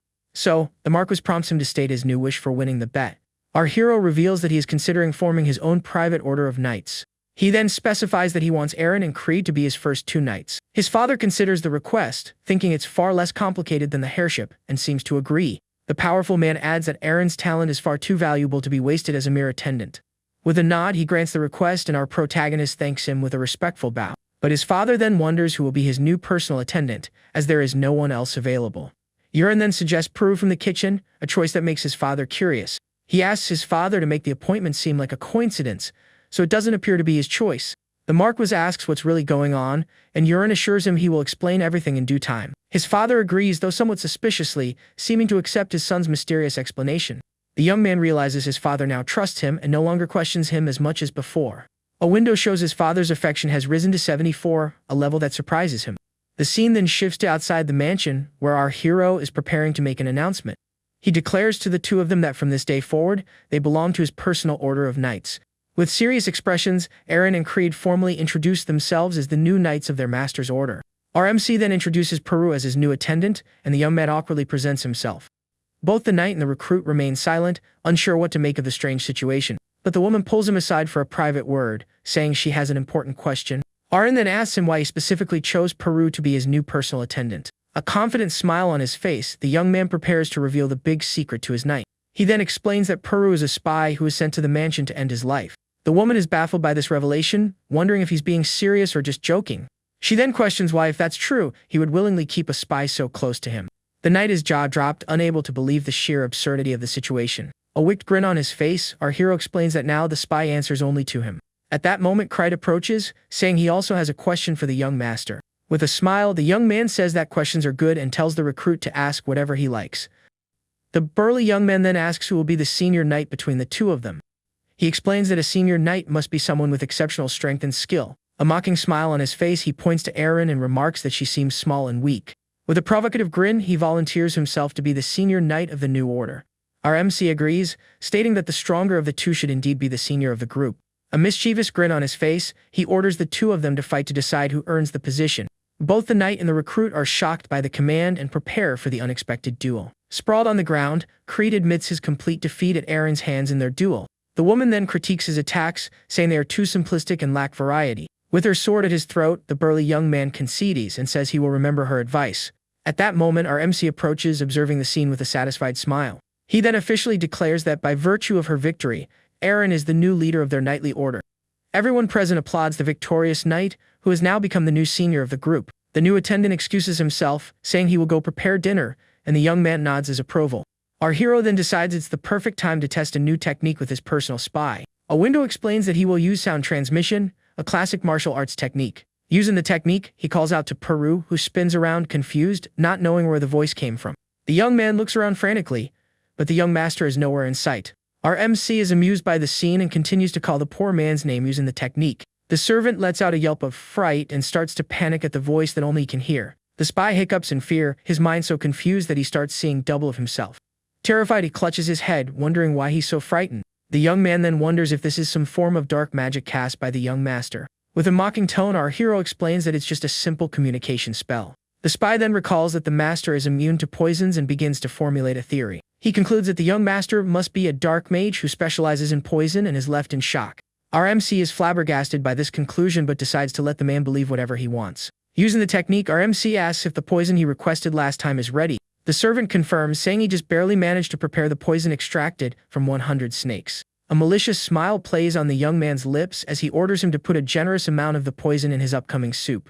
The spy cries out in panic, completely shocked by the young master's bizarre command. Frightened, he agrees and hurries off to carry out the order without any further questions. The scene then shifts back to the Rock's mansion, where our hero is preparing for his next move. A determined look on his face, he focuses, a new objective already forming in his mind. Sitting on his bed, he sighs in frustration at the slow pace of his poison training. The status window shows his technique is still at level 3, a long way from advancing. He thumps his fist on the bed, remembering that the global crisis from his novel is drawing ever closer. A serious expression on his face, he realizes he can no longer afford to waste time within the mansion walls. He decides it's time to leave the castle and venture out into the world to become stronger.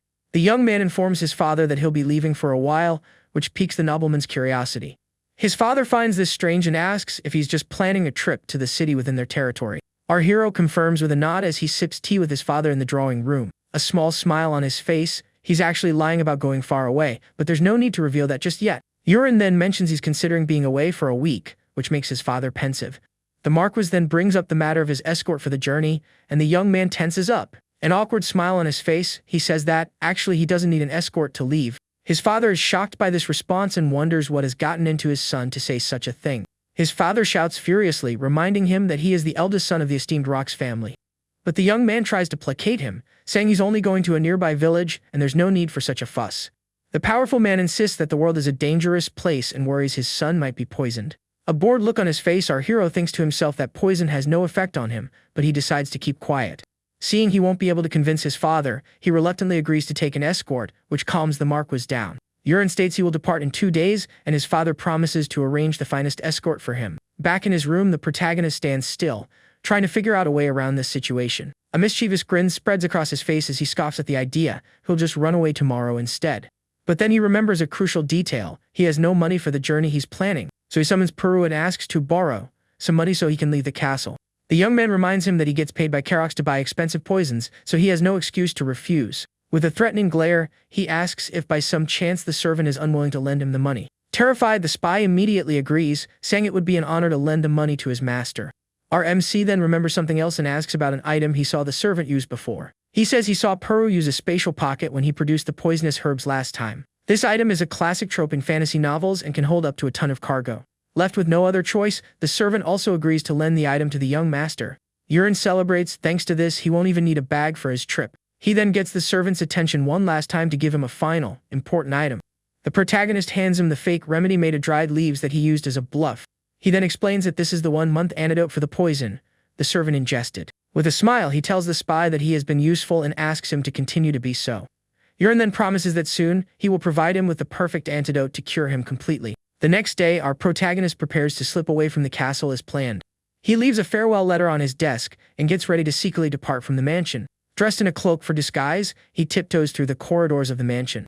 He notes that, as expected, the castle is deserted during the early morning hours. But suddenly someone greets him, and our hero whips around, startled by the voice. It was the mansion's gardener, who asks him why he's awake so early in the day. Awkwardly, the young man tries to play it off, saying he had a few things to take care of. But he immediately senses a strange aura coming from the old gardener, who seems suspicious. With a focused gaze, he activates his special ability to analyze the mysterious man. But he decides to let it go. He doesn't want to get into any more trouble before he leaves. Our MC then continues on his way, realizing this is his first time ever leaving the castle grounds. He feels a flutter of nervousness but quickly shakes it off and proceeds toward his destination. A look of awe on his face, he finds himself standing before the city's imposing magic tower. Upon entering, he sees a hooded mage at a counter ready to assist him. The mage asks what he desires, and the young man replies that he wishes to use the teleportation portal. The attendant then asks if he's used the portal before, and Yurin shakes his head no. The mage also mentions that they have a mileage program, and our hero remembers creating that system himself. The mage then asks for his destination for the journey he's about to undertake. Yurin responds that his destination is the Castle of Az, a place quite far from their current location. The attendant notes that it's a very distant place, but our MC was already aware of the distance. With that, the mage informs him that the usage fee is 50 gold pieces and asks him to sign the register. He finds the price quite steep, but luckily Puru had more money on him than he'd anticipated. A small smirk on his face, he decides to use a false name, choosing Polian, his old gaming handle. The mage then addresses him as Mr. Polian and leads him to the tower's teleportation chamber. He explains that once the young man hears a knock on the door, he will have arrived at his destination. Our hero is awestruck, seeing a teleportation device for the very first time in his life. The clock tower marks the passage of time as the portal's magic begins to activate. Suddenly, a bolt of lightning strikes the tower, signaling the activation of the magical teleport. Our protagonist is a bit disoriented, as he felt absolutely nothing during the process. A voice then informs him that he has arrived and may exit the chamber at his convenience. A new mage greets him, welcoming him to the Castle of Az, his new destination. Yurin is shocked that he has already arrived and experienced no dizziness or nausea from the journey. The mage puffs out his chest with pride, stating that their comfortable teleportation experience is the tower's greatest achievement. Our hero is flabbergasted by the term teleportation experience, a phrase he himself coined. He recalls creating the system, and the mage wishes the client a pleasant journey. A serious expression on his face, the young man prepares to explore the new city he's arrived in. As he exits the tower, he's met with the sight of bustling streets, crowded with the people of the castle. He notices that the Castle of Az has a distinctly different architecture, being in the western region of the kingdom. The streets are teeming with people, and he's impressed by the vibrant energy of this new city. With a specific goal in mind, he decides to find the blacksmith's alley and asks a local for directions. Following the given directions, our hero ventures into a narrow alley, searching for a particular establishment. He continues to win his way through the city's back streets, but the place he's looking for is nowhere to be found. Frustrated, the young man grumbles to himself. He can't seem to locate the Unicorn Forge anywhere. The sun begins to dip below the horizon, and he realizes it's getting too late to continue his search. Though exhausted, he decides to check one last alley, hoping to finally find what he's looking for. Inside a workshop, a mysterious blacksmith is forging a sword with immense skill and power. The rhythmic clang of the hammer echoes through the alley, a testament to the artisan's dedication to his craft. Hearing a voice, the man pauses his work and asks if someone is there in his workshop. The blacksmith then turns and asks if our hero is a customer interested in his wares. The young man confirms and says he would actually like to ask the artisan a question. A curious look in his eye, he asks if the man knows of a forge in the area named Unicorn, but the blacksmith says no such workshop exists in the region, which leaves Yurin shocked. In a panic, he clutches his head, wondering if he made a mistake in his research. However, the artisan then reveals that is the name he plans to give his shop in the very near future. With a focused gaze, our hero activates his special ability to analyze the blacksmith. The status window reveals the name Jironox and an ability for crafting magical weapons. With this confirmation, he is absolutely certain he has found the character he's been searching for all this time. A triumphant smile spreads across his face as he celebrates finally finding the right place. He then asks if he might take a look at the weapons the blacksmith has for sale. The artisan agrees and invites him to browse his stock of weapons and armor. With a curious eye, our hero examines the pieces displayed on the workshop's walls. He then strikes up a conversation, asking how business has been for the artisan's forge. The man explains that due to its location and his lack of skill, business has not been good. He adds that he's not sure how much longer he'll be able to keep the shop open. But as Yurin inspects the swords on the wall, he realizes they are no ordinary weapons. A status window reveals that one of the swords is blessed by the spirit of the wind. The other sword is blessed by the spirit of fire, and the young man asks if he was the one who made them. The blacksmith confirms with a self-deprecating smile, but says the weapons ended up as failures. Our hero is dumbfounded, wondering how such incredible swords could be considered failures. The artisan explains that after they were completed, the weapons turned out to be far too heavy for anyone to buy. Yurin is silent for a moment, thinking that the people simply weren't worthy of wielding such weapons. He knows that if the right person were to wield the sword, it would lend them its power and grow even stronger. With a smile, he decides to purchase both swords, leaving the blacksmith utterly shocked. He thinks he can give the weapons to Aaron and Creed, but is still on the lookout for something else. The blacksmith remains with his mouth agape, unable to believe the incredible luck he's just had. Our hero then asks if the artisan happens to have any severely rusted weapons lying around. The man then opens a chest filled with old and rare weapons that have been in storage for years. The blacksmith explains that he planned to sell those rusted weapons for cheap at a later date. A confident smile on his face, our hero thinks that everything is proceeding exactly as he planned. He then picks a rusted dagger from the chest and declares that he has finally found what he was looking for. The blacksmith explains that he didn't forge that particular weapon, he found it in the storeroom.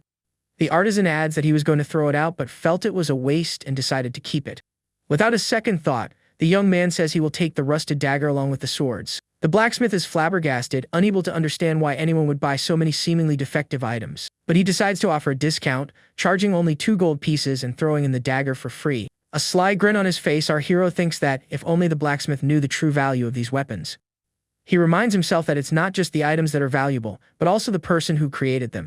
The young man then realizes he doesn't just want the items, he wants the blacksmith himself for his team. With a smile, he asks if the man would consider closing his shop and coming to work for him. The blacksmith is utterly stunned and surprised by the young customer's sudden proposal. He admits he had considered closing the shop, but the offer was so abrupt and unexpected. Yurin then decides to introduce himself formally to persuade the artisan to accept his offer. With a confident smile, he reveals himself as Yurin Rox of the renowned Rox family from the south. The blacksmith shouts in astonishment upon learning the young man before him is from a noble family.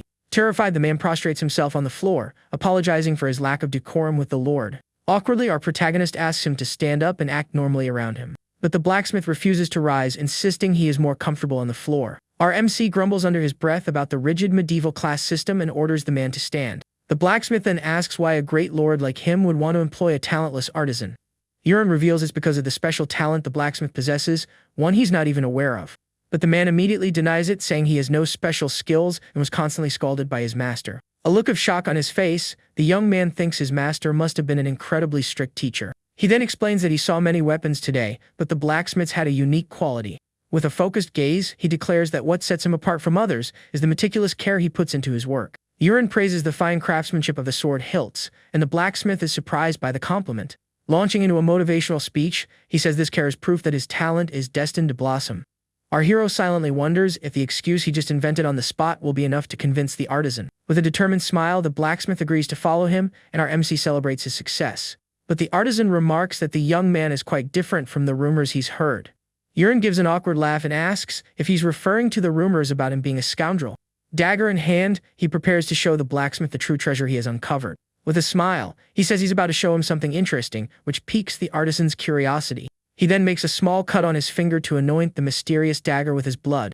With a shout, he calls out the name of the mystical artifact, Aigns, and the dagger begins to glow. The small weapon levitates in the air, surrounded by a powerful white aura, astonishing the blacksmith. The artisan cries out in amazement, unable to believe what is happening right before his eyes. This is a legendary ego sword, which in the original story was meant for the protagonist. A system window asks if he wishes to proceed with the soul contract, and he accepts. Suddenly, the dagger dissolves into a yellow slime which floats in the air with a golden aura. The blacksmith shouts in shock, and the slime begins to speak in an irritated, mocking voice. Our hero is confused. In the novel, the ego sword was supposed to have the voice of a cute girl. The creature demands to know who he is to dare attempt a contract with it in such a manner. It continues to insult him, saying he has no talent and is unworthy of being its master. He realizes it's disappointed by the lack of mana in him but still finds its attitude rather odd. The slime continues its tirade, refusing to accept a nobody as its new master. The creature then questions how he discovered its existence and the incantation to release it. With a confident smile, he says he learned it from the Great Prophet, a detail he himself created for the story. The slime is skeptical and tests him, asking if he also knows its secret abilities.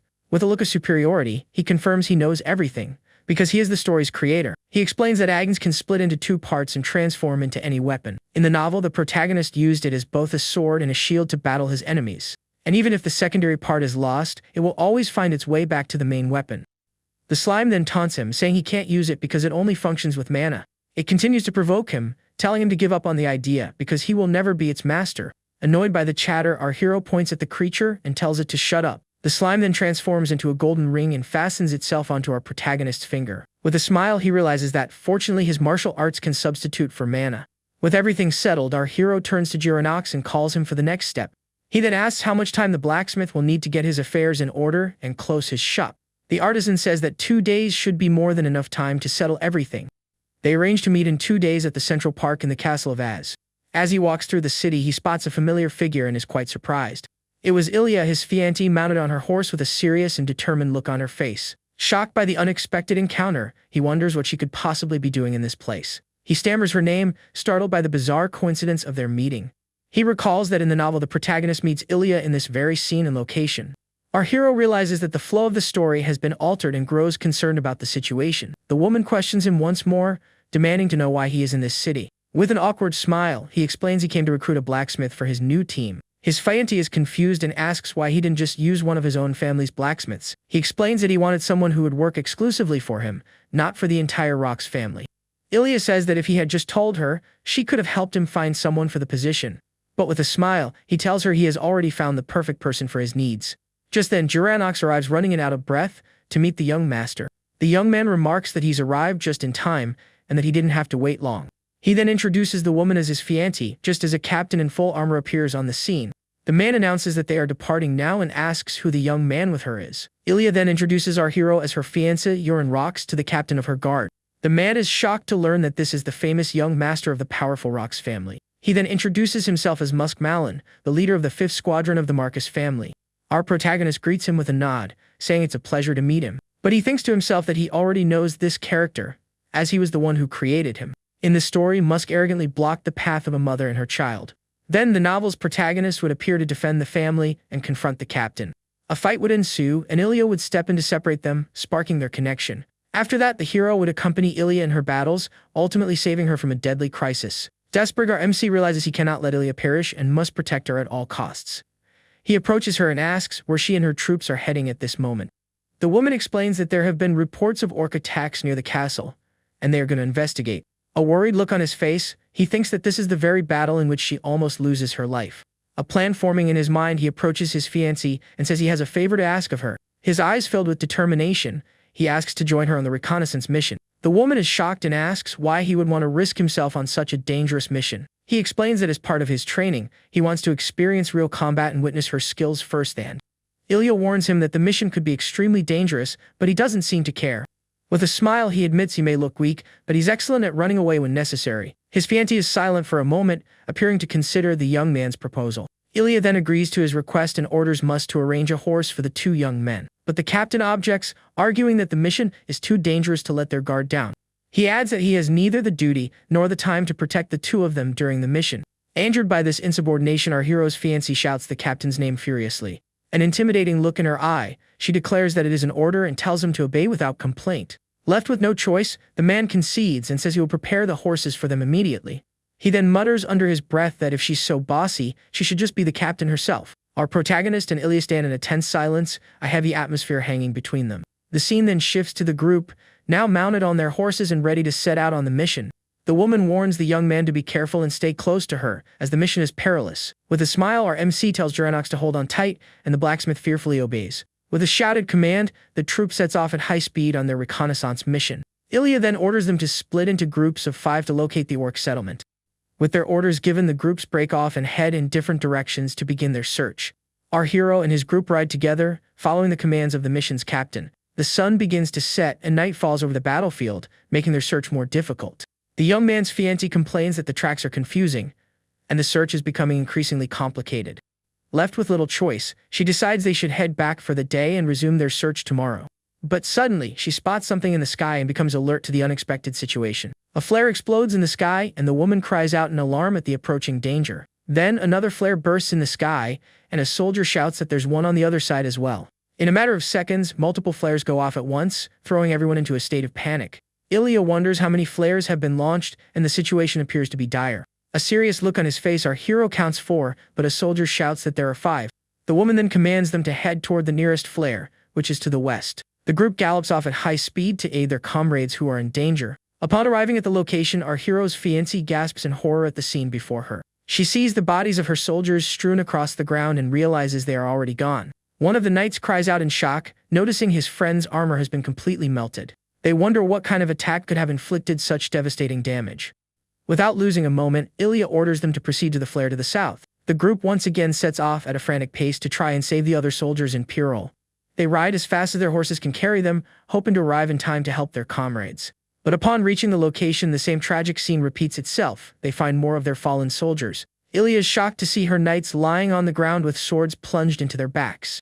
One of the soldiers urges her that they must get to the next area as quickly as possible. But our protagonist shouts no, grabbing everyone's attention with his intervention. A serious look on his face, he warns them not to move, stating it's an obvious trap. The woman is confused by his command and calls his name, not understanding the situation. He then explains that the orcs are spread out, hunting the soldiers one by one, and they don't stand a chance. He suggests they halt the operation and launch a signal flare to regroup their forces. But one of the soldiers yells at him, telling him to shut up and not meddle in the mission. The man even blames him for the entire mess, calling him a troublemaker in front of everyone. With a sigh, our hero recalls that the novel's protagonist was also berated in this part of the story. The soldier continues to shout at him, telling him to keep quiet since he knows nothing about combat. Suddenly, a strange energy emanates from our MC, and the knight cries out as it hits him. The man is thrown from his horse and lands on the ground, completely baffled by what just happened. Ilya is shocked by his action and calls his name, unable to believe the scene. An intimidating look in his eye, the young man tells the soldier to know his place and be quiet. Terrified, the man agrees and cowers on the ground under the pressure of his aura. Our hero then turns to Ilya and tells her to watch what he is about to do. He remembers that in the novel, Ilya ignored the protagonist and proceeded with her own plan. A serious look on his face, he urges her to assess the situation carefully and make the right call. The woman is silent for a moment, seemingly mulling over the young man's words. She then admits that she failed to view the situation with a clear head and let her emotions take over. A determined look on her face, she orders a blue flare to be fired to regroup their forces. A blue flare shoots into the sky, signaling the group's new strategy in the battle. The signal explodes in the air, and the other soldiers prepare for the next phase of the mission. While they wait, they begin the somber task of collecting the bodies of their comrades who fell in combat. Geronox praises the young master for his strategy, and our hero is surprised by the compliment. The blacksmith commends the young master for being able to command the soldiers according to his will. He then asks if this means many more soldiers will be gathering here, but our hero remains silent. The artisan is confused by his lack of a response and wonders what's going on. Urin then reveals that, most likely, the majority of the soldiers won't make it in time. The blacksmith stammers in terror, calling out to the young master, not grasping the gravity of the situation. A confident smile on his face, the young man says he is simply waiting for the real battle to begin. Suddenly, a soldier appears running and out of breath, calling for the captain in desperation. Sword in hand, the woman prepares for whatever may be coming their way. The knight collapses to the ground, urging them to flee from this place as quickly as possible. Terrified, he sobs that they are coming, and there is nothing they can do to stop them. Our hero's fiancée is shocked by the warning and wonders who they are approaching. The group braces for combat as the fallen soldier continues to scream in despair. A horde of orcs emerges from the forest, surrounding the group and preparing to attack. The monsters are powerful and numerous, advancing with fury against the remaining soldiers. Ilya and her men cry out in alarm. The number of enemies is simply overwhelming. The woman is silent for a moment, seemingly resigned to the tragic fate that awaits them. A look of apology on her face, she asks Urin for forgiveness, as he is about to get caught up in her misfortune. But with a confident smile, he reassures her that everything is fine and they will not fall here. The young man then walks toward the horde of orcs, and the woman shouts his name in concern. A determined look in his eye, he summons Ags and declares it's time to test their training. He then commands Ains to create black iron bullets using its secondary body. This is a technique he acquired upon reaching level 3, but has never had the opportunity to test. The skill involves launching hidden weapons that explode when infused with internal energy. With a battle cry, he launches the bullets with all his might at the approaching orc horde. The small spheres fly at incredible speed, striking the monsters with pinpoint accuracy. The impact of the bullets shatters the orcs' weapons and leaves them completely disoriented. The monsters roar in pain and confusion, not understanding what just hit them. Suddenly, the bullets detonate in a chain reaction, creating a massive, fiery explosion. The blast engulfs multiple orcs at once, sending them flying from the force of the impact. The monsters' bodies are torn apart by the explosion, and the battlefield descends into chaos. A victorious smile on his face, our hero raises a finger, boasting about his new ability. He celebrates, realizing Eggs' return ability is a perfect match for his technique. The remaining orcs roar in fury and charge toward the young man with all their might. With another blast, he takes down another group of monsters, clearing a path through the horde. Ilya approaches and asks what on earth he just threw at the orcs to cause such devastation. A smile on his face, he explains the technique is called Black Iron Blast, and he'll elaborate later. The woman is shocked to realize he has managed to drastically thin the orcs' numbers. She then shouts to her soldiers, declaring that they can still win this battle against the orcs. With a fierce battle cry, she rallies them, saying this is their chance to defeat their enemies. The soldiers' spirits are lifted by her speech, and they charge forward to fight the remaining orcs. Swords in hand, Ilya and her soldiers fight bravely against the orc horde. One of the orcs screams in pain as it's struck by one of the knight's well-aimed attacks. Suddenly, one of the monsters freezes and glances to the side, as if sensing something strange. The orc then cries out in agony as it's struck by a surprise attack from one of its own allies. The attacking monster has a bizarre appearance, with crimson skin and a sinister gaze. Ilya and her soldiers are startled to see the orcs turning on each other in the midst of battle. The woman gasps in disbelief, unable to comprehend what is happening before her eyes. The red monster then lifts the body of its former ally with incredible strength. A serious look on his face, our protagonist realizes that the true enemy has finally made his appearance. That is Karuta, the legendary orc warrior he himself created in his fantasy novel. He knows that if they fail to defeat this monster today, they will all meet a terrible end. A red aura flares around Karuta as he unleashes his full power and prepares to attack. The pressure of his aura is so intense that Ilya and her men cry out from the force of the energy. With his giant sword in hand, the monster charges forward with breathtaking speed. Karuta then prepares for an aerial assault, leaping toward Ilya with unbridled fury. The woman braces for the blow but knows she must dodge to survive the attack. Suddenly, our hero shoves her aside, saving her from the monster's deadly strike. Karuta's attack slams into the ground, creating a massive crater and showcasing his immense power. The young man then yells at her, saying she almost got herself killed just standing there and watching. Karuta's attack slams into the ground, creating a massive crater and showcasing his immense power. Ilya cries out in horror as she sees her soldiers lying on the ground in the aftermath of the monster's attack. She realizes her men were no match for the legendary orc warrior's incredible strength. With a snarl, Karuta turns his attention to our protagonist, his eyes filled with pure fury and hatred. Without a moment to lose, he unleashes his Black Iron Blast technique against the monster. One of the bullets flies at high speed and strikes the orc warrior squarely in the head. The impact stuns Karuta for a moment, but he quickly shakes off the blow. An explosion erupts on the monster's face, but he appears to have taken no damage. The smoke clears and Karuta emerges unscathed, his expression even more enraged than before. With a furious roar, he charges toward our hero, ready for a counterattack. The young man is shocked and wonders why his attack had no effect on the orc warrior. He recalls that in the novel, Karuta's skin was as hard as steel, and a flicker of fear runs through him. Furious at the loss of her men, Ilya turns to face the monster, her eyes filled with hatred. A powerful aura envelops her as she unleashes her full power, declaring that he is unforgivable. With a battle cry, she charges at Karuta with incredible speed. The monster attempts to defend against her attack, but the woman's speed is astounding. With a flurry of rapid strikes, she manages to land hits on Karuta, and the monster roars in pain. The orc warrior tries to counterattack, but Ilya effortlessly dodges and strikes him again and again. The other soldiers shout and cheer for their captain, who is fighting bravely against the monster. Our hero is impressed by her power, realizing her sword empress trait is incredibly strong. Karuta's steel-like skin begins to yield to her blows, but the battle is far from over. With a furious snarl, Karuta glares at Ilya with a look of pure hatred and contempt. The woman is startled by the pressure of the monster's aura, but refuses to back down. Suddenly, Karuta unleashes a powerful red aura, surprising everyone present. Ilya cries out in shock. A mere orc should not be capable of wielding an aura. With a roar, the monster charges at her with unbelievable speed. With a mighty blow, he strikes the woman squarely, sending her flying from the impact. Just as in the original novel, Ilya is completely overwhelmed by the orc warrior's power. Her sword shatters and she collapses to the ground, too weak to continue fighting the monster. The soldiers cry out their captain's name and rush to help her to her feet. Frustrated, she admits she cannot defeat this monster and that they must retreat. Karuta then turns his attention to our protagonist, fixing him with a menacing glare.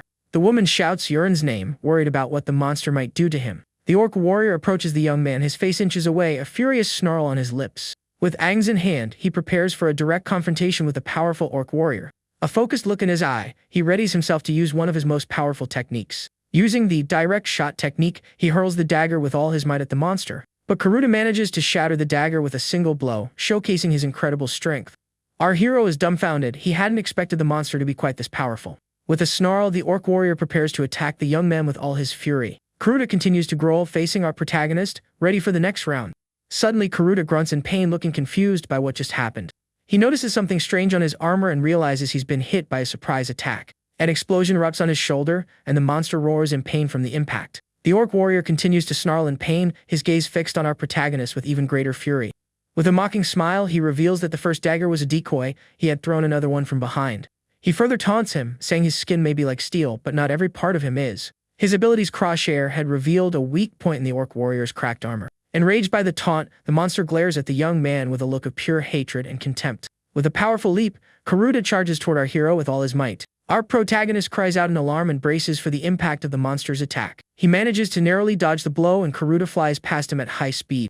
The young man continues to flee, and the orc warrior shouts in frustration, asking where he thinks he's going. Another explosion strikes the monster squarely, and Karuta roars in pain from the new attack. With a mocking smile, he asks if the monster is getting annoyed with his evasive tactics. But the young man declares he has no intention of being caught so easily by the orc warrior. He then tells the monster to look to its side, which confuses Karuta.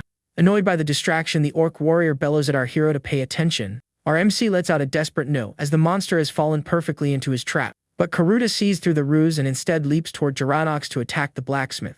Desperate, he knows he must save Jaranox somehow or everything will be lost. With a command, our hero activates his Little Dragon Steps technique to boost his speed. He channels all his internal energy into the ability and rushes toward Karuta, lightning crackling at his feet.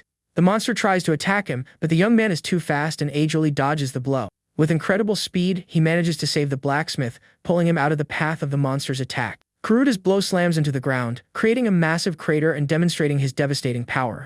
The orc warrior is shocked and confused, unable to keep up with the young man's speed. Ilya and her men are also flabbergasted by the superhuman speed he has just displayed. Our protagonist then carries Jaranox and takes him to a safe place, far from the battle. With the blacksmith out of harm's way, he turns to Karuta and declares it's time to end this fight. With a command, he orders Agnes to transform into the blued flower butterfly, a powerful weapon. Using the curved shot technique, he launches several energy butterflies toward the monster. The butterflies fly on a curved path, surrounding Karuta from all sides on the battlefield. The small energy creatures continue to dance gracefully around the orc warrior. Ilya is mesmerized by the beauty of the attack, remarking that it's a stunning technique to behold. The monster groans in pain as it's struck by the attacks of the energy butterflies. With a roar, he tries to swat the creatures away, but they continue to assail him relentlessly. One of the butterflies lands on his chest, and Karuta glares at it with pure fury. The small energy creature begins to glow intensely, preparing for the final blow against the monster. The orc warrior screams in agony as he feels the butterfly's energy searing his steel like skin. A massive explosion erupts, and Karuta is sent flying by the force of the final attack. Ilya is shocked by the power of the attack, and our hero meets her gaze with a serious expression. Karuta staggers, a gaping hole in his chest, and groans in pain from the severe wound. With tremendous power, the attack managed to pierce the orc warrior's chest and defeat him. The soldiers celebrate the victory, and Ilya shouts that the monster has finally been vanquished. But the woman quickly realizes the battle isn't over yet and prepares for the next step. She points to the remaining orcs, saying they still need to deal with the leftover enemies. With a battle cry, she charges forward, ordering her men to finish off the last of the monsters. Jaranox approaches and thanks the young master for saving his life during the battle. As night settles, our hero asks Ilya if she was injured during the fight. The woman replies that she's not entirely unscathed, but she owes her life to him and can't complain. With a smile, he says it's only natural for them to help each other, and the woman looks at him curiously. He then clarifies that he's learned to use hidden weapons, not swords, as she might have thought. Our MC explains that both the explosive ball and the butterflies were types of hidden weapons. Ilya is dumbfounded, unable to believe that hidden weapons can be so incredibly powerful. He then says he hopes this experience helps to broaden her perspective on different types of weapons. One of the soldiers announces that he has prepared the magic bag to store the spoils of battle. A determined look on her face, she says that even if they can't take all the bodies now, they must take Karuta's head as proof of their hard-won victory. With a single swing of her sword, she does the deed, and the soldiers prepare to store the trophy. They are impressed by the size of the head and worry about getting the magic bag dirty. Ilya assures them that's what the bag is for and tells them not to worry about the mess. With a smile, she notes that the night is growing late and they need to depart soon. The group prepares to head back, but Ilya senses someone approaching them. Suddenly, Musk and one of his soldiers emerge from the darkness, mounted on their horses. The woman demands to know why it took him so long to arrive, as the signal flare was fired a long time ago. Awkwardly, the man tries to invent a flimsy excuse for his delayed arrival. He claims they were ambushed by orcs on the way and were held up defeating them. Ilya then asks why there are only 2 of them and what happened to the rest of his soldiers. The captain lies, saying they were all wiped out because the orcs were stronger than anticipated. A serious look on her face, she says she needs to see the bodies and orders Musk to lead her to the location. The man tries to stall, saying it's getting late, but the woman shouts and orders him to go immediately. Left with no choice, the captain sighs and agrees to take her to the site of the supposed attack. He then begins to explain the location where he and his group went during their search. But suddenly Musk draws his sword and attempts a treacherous attack on Ilya from behind. The woman is startled by the surprise attack, but our hero is quicker and protects her. With one of his bullets, he strikes the captain's arm, preventing him from completing the blow. The man cries out in pain and tumbles from his horse as the explosion hits his arm. Yurin then reveals he knew the man was lying, as there was no green orc blood on him. He further accuses him of leaking information to the orcs and orchestrating the ambush from the start. A look of understanding on her face, Ilya grasps the situation and prepares to deal with the traitor. The other soldier tries to defend Musk, claiming he achieved the greatest honor for their family. But with a single swift strike, Ilya dispatches the traitor, impressing our hero. She then orders the capture of the other traitor, who begs for his life, claiming he was only following orders. The scene then shifts to the official residence at the castle of Az, where the group is staying. Our protagonist awakens in his bed and Giranox calls to him, concerned about his condition. Sleepily, he wakes up and asks the blacksmith what's going on and why he was woken up. The artisan informs him that it's nearly lunchtime and that Miss Ilya has come to visit. With a smile, the woman enters the room in a beautiful dress and asks if he slept well. He is left speechless and practically drooling at the sight of his fiancée, who looks absolutely stunning. Our protagonist awakens in his bed, and Giranox calls to him, concerned about his condition. Sleepily, he wakes up and asks the blacksmith what's going on and why he was woken up. The artisan informs him that it's nearly lunchtime and that Miss Ilya has come to visit. With a smile, the woman enters the room in a beautiful dress and asks if he slept well. He is left speechless and practically drooling at the sight of his fiancée, who looks absolutely stunning. The young man freaks out, asking what she's wearing, as he's never seen her in such feminine attire. With a smile, she invites him to her family's home, which surprises our hero. She explains that her father has insisted he be brought over for a special visit, no matter what. A shy look on her face, the woman asks if he will accept her invitation to accompany her. Our hero thinks to himself that her character description as the most beautiful woman in the world is spot on. Awkwardly, he stammers his acceptance, saying that of course he must go. Our hero recalls that in the novel, this is the point where the protagonist saves Ilya and meets her father. With a smile, the woman says she will wait for him outside and tells him to get ready to leave. A status window shows her affection has risen to 45 simply because he helped her. He quickly gets ready and exits the room, where Ilya was waiting patiently in the hallway. With a nod, he asks if she's been waiting long, and the woman says no and that they can go now. As they walk through the city, people begin to shout and point at Ilya with admiration. They call her the Iron-Blooded Knight and praise her for facing the orc warrior alone. This title was given to her for not retreating even when faced with certain doom in the battle against Karuta. Suddenly, the townspeople start looking at our protagonist and whispering amongst themselves. The young women of the city shout out, calling him Steel Mage Yuren and praising his good looks. The young man is confused by the new nickname and wonders where on earth they came up with that idea. Ilya calls to him, and he asks what's going on with all these strange nicknames. With a smile, she thanks him once again for saving her twice during the battle. Awkwardly, he says it was only natural and tries to hide his shyness. The woman then tells him that she returned to the forest to retrieve the bodies of her fallen soldiers. She says the scene was devastating, and seeing the bodies made her realize something important. A serious and determined look on her face, she turns to him with a newfound resolve. Ilya then admits that if he hadn't been there, she would have ended up just like her soldiers. Our protagonist is silent for a moment, looking at her with an expression of understanding. Her eyes blazing, she vows to train harder and become even stronger. She then promises to rise above everyone and never be defeated in battle again. Our hero realizes that now she will truly blossom and become the warrior worthy of her title. The woman explains that her home isn't far and that her father has summoned the family mages to transport them.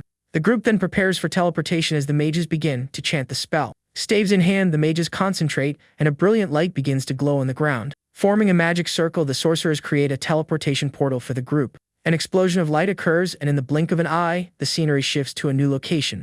Both our protagonist and Giranox are jaw-dropped by the magical teleportation. With a smile, Ilya welcomes him to her territory and asks if it's been a while since his last visit. He feels a bit queasy and realizes that the sensation of teleportation sickness is indeed real.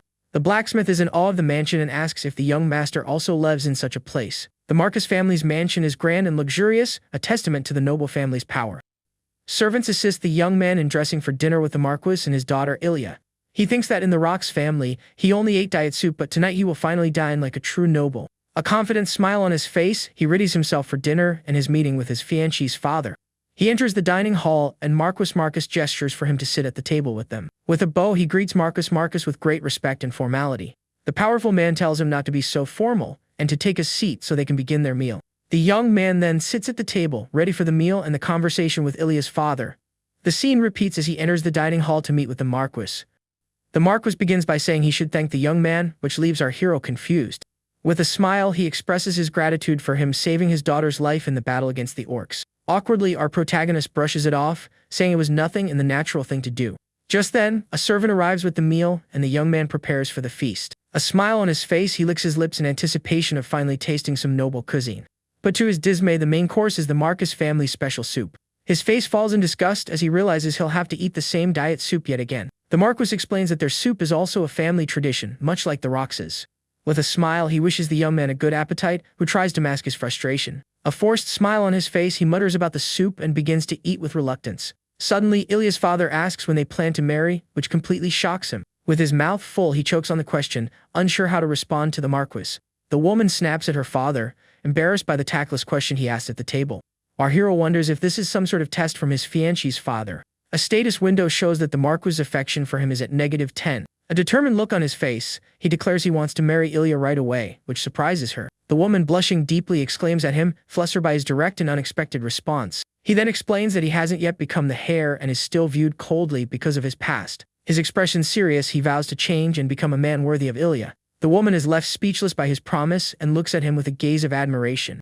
The Marquis is skeptical and asks if he can truly surpass his brothers, who are known as geniuses. Our hero is silent for a moment, and Ilya's father presses him for an answer. A confident look in his eye, he asserts that he can definitely defeat his brothers and become the heir. The Marquis laughs, remarking that he has truly changed a great deal and that he will support him on his journey. He then reveals that our protagonist's father had contacted him before his arrival.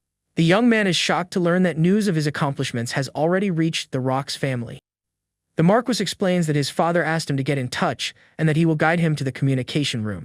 An awkward smile on his face, he expresses his thanks and notices Ilya is potting again. He wonders why she's making that face and tries to understand the reason for her annoyance. Despite the strange atmosphere, he's pleased to have made a good impression on Marquis Marcus. The scene then shifts to the communication room, where a mage is preparing for the call. With a strange incantation, the mage invokes the magic, connecting with the Rock's family in the south. A crystal ball begins to glow, and the image of our hero's father materializes in the room. The young man is impressed by the technology, which resembles a video call via projector. Awkwardly, he greets his father, who glares at him with an expression of pure rage in the image. His father yells at him, calling him a rascal for running away from the castle without permission. But he quickly calms down and asks if his son is injured or was hurt during his journey. The powerful man is thoughtful for a moment, seeming to have an important question for the young man. His expression serious, he asks if it's true that he saved Ilya and defeated the orc warrior. Awkwardly, he claims it was just luck and that things just happened to work out that way. His father doubts this answer and asks when his son plans to return home. The young man awkwardly says he intends to return the day after tomorrow, and his father seems to accept this. The nobleman then instructs him to bring his brothers with him when he returns to the Rock's mansion. Shocked by the command, our hero wonders what his father could be planning with this family reunion. The scene then shifts to the drawing room, where the Marquis asks if he is leaving already. Ilya's father says it would be nice if he stayed a few more days, but the young man declines. He explains that his father has given him a task and that he must return as soon as possible. The Marquis then offers the use of their teleportation magic so he can travel in comfort. An awkward smile on his face, our protagonist glances at Ilya, who is watching him in silence. He then refuses the offer, which surprises the Marquis. Our hero explains that he is still in training and prefers not to rely on teleportation. The woman's father is impressed and remarks that he has truly become a different person. With a smile, he says he looks forward to seeing how strong the young man will become. Ilya offers a small, discreet smile, and RMC senses that she approved of his answer. He wonders if she smiled because of his dedication to his training and feels a sense of happiness. But the truth is, he refused the offer for another reason, one he cannot reveal. Geranox asks where they are heading, and the young man says they need to go to the capital. He then explains that they need to make a stop somewhere before continuing on to the capital. With a smile, he points to a nearby mountain and says that a dragon's lair is located there. The blacksmith remembers having been there before opening his workshop and is curious about the plan. Geronox then asks if he's also going to the lair to make a wish, like all the others. But the young man immediately denies it, saying he has a much more important objective there. A mischievous grin on his face, he reveals he is going to claim a treasure that only he knows about. The two then set off toward the mountain to begin their search for the hidden treasure. Upon reaching the cave's entrance, they find numerous people engaged in prayer. The blacksmith wonders if there will be any treasure left with so many people already searching for it. But our hero says that all these people are fakes, which confuses the artisan. He then explains that the world is full of secrets and not everything is as it appears. With a command, he tells Geronox to follow him, as they are going to circle around the mountain. They traverse a rocky path around the mountain in search of the secret entrance. The climb is arduous, and both of them are left panting from the long trek up the mountain. The blacksmith says there's nothing here, but our hero remains silent, carefully surveying the area. His gaze focused, he searches for a specific feature that he himself created in his novel. He then finds the secret handle, which he had designed to resemble a car door handle. A smile on his face, he makes sure there is no one around to witness his trick. As if opening a car door, he pulls the stone handle out from the wall. Geronox's jaw drops at the sight as the stone wall begins to move. A secret passage grinds open in the mountainside, revealing a dark and mysterious entrance. The blacksmith exclaims that it's impossible, unable to believe what he has just seen. With a smile, our hero invites the artisan to enter the secret cave with him. The two step into the cave, and the stone door slides shut behind them, plunging them into darkness. The secret passage seals completely, trapping the two of them inside the mountain. The young man notes that the cave is brighter than he expected, and is surprised by the illumination. Geronox gets excited upon spotting a precious gem and reaches out to touch it with a goofy smile. But our hero shouts and stops him, warning that if he touches the gem, a trap will be triggered. The blacksmith is startled and asks what kind of trap the young man is talking about. With a wicked grin, he says the entire place would likely be engulfed in a sea of fire. He adds that the two of them would be roasted alive if he had touched the gem. Frightened, the blacksmith agrees to stay close to the young master and follows him through the cave. They walk down a stone corridor and arrive at an altar in the center of a chamber. Our protagonist then announces that they have finally reached their journey's end. The artisan is confused, he sees nothing on the altar and wonders where the treasure is. With a smile, the young man asks if he knows what lies behind that wall. He explains that the fake dragon's lair ends here, and that they are standing right behind the altar. The blacksmith's jaw drops as he realizes the people outside are essentially praying to the two of them. A smile on his face, our hero prepares to reveal the cave's true treasure. He then pulls a hidden lever beneath the altar, and a new passage opens. The altar shifts, revealing a secret compartment, and the blacksmith cries out in shock. A triumphant smile on his face, our protagonist prepares to claim the treasure he so desperately wanted. Several sacks filled with gold coins are revealed, and the artisan shouts in shock at the immense wealth. He then picks up a small black box that was nestled among the gold coins. With a smile, he says that what's inside this box is far more valuable than all the gold. A status window reveals the item is the warrior's jade, an artifact of rebirth. They then exit the cave, and the blacksmith asks where they are headed now that they have the treasure. The young man notices that there are still many people heading toward the rural area and is a bit confused. Suddenly, he feels an intimidating pressure and realizes someone incredibly powerful is nearby. His gaze focused, he activates his special ability to analyze the mysterious figure. A hooded woman appears with a powerful aura, and our hero is left speechless. He's terrified because this woman was only supposed to appear in the second half of the novel he wrote. Geronox calls out to him in concern, but he remains frozen, staring at the woman. He wonders if her aura is truly that powerful, and feels he stands no chance of defeating her. A look of fear on his face, he knows he needs to get out of there as quickly as possible. A determined look on his face, he grits his teeth and decides he cannot risk a fight. He then calls to Geronox and says they need to head down to the castle immediately. Using the excuse that he's starving, he grabs the blacksmith and starts to run. Geronox shouts for him to wait, but the young man continues to run without looking back. The mysterious woman simply watches the two of them retreat, a curious look in her eyes. The scene then shifts back to the city, where our hero is preparing for his next step. Back in his room, he sits on the bed, thinking that something in the story doesn't add up. He recalls a mysterious woman and grows worried, as she shouldn't have appeared so early. A concerned look on his face, he wonders why she has shown up so prematurely in the story. He remembers that in the novel, she was supposed to begin her search for the treasure much later. The young man realizes the flow of the story has been altered, and he no longer knows what to expect. But he decides to push the worry aside and focus on his own training and development. A determined look on his face, he consumes the warrior's jade to absorb its power. Suddenly, he feels his entire body ignite with heat and prepares to circulate his energy. A system window informs him that he is initiating a metamorphosis to a stronger body. He continues to meditate, focused on becoming stronger as quickly as possible. With his eyes closed, he feels the energy flowing through his body, concentrating in his dantian. A system window appears, informing him that he has acquired the heavenly martial body. This is a supreme physical trait that allows the user to replicate any movement they witness. With his new body, he feels as light as a feather, and Geronox calls out to him, concerned. He tells the blacksmith to enter and prepares for the next phase of his training. The artisan says that breakfast is ready, but is shocked by the young man's appearance. He points at the young master, saying he seems to have grown much taller overnight. An awkward smile on his face, he tries to play it off, saying it must be the blacksmith's imagination. But the man insists, stating that as a blacksmith, he has a good eye for measurements and sizes. He claims that yesterday the young man was 1 meter and 78 centimeters, but today he is 1 meter and 82. Our hero is impressed by the blacksmith's accuracy but attributes the growth spurt to his new body. The scene then shifts to the city's clock tower, marking the start of a new day. He returns to the magic tower and the attendant greets him with a warm smile. Our hero says he would like to use the teleportation portal again for his journey. The mage then asks for his destination, and the young man responds with conviction. A serious look on his face, he says his destination is the royal capital, the heart of the kingdom. But the mage informs him that travel to the capital is currently restricted, which shocks him. He explains it's a security measure to protect the royal family, and entry for commoners is forbidden. Annoyed by the class-based society, he grumbles but decides to use his identity to gain entry.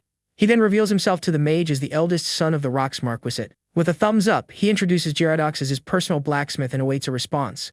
The other mages in the tower are startled to learn that this is the famous young master of the Rocks family. They crowd around him, calling him the Iron Mage, and Lord Uran with great admiration. Awkwardly, he confirms his identity and tries to hide his embarrassment at the situation. The mages bombard him with questions about his abilities and the magical formula behind his explosions. Suddenly, a mysterious voice orders them to stop, and a staff slams onto the floor with force.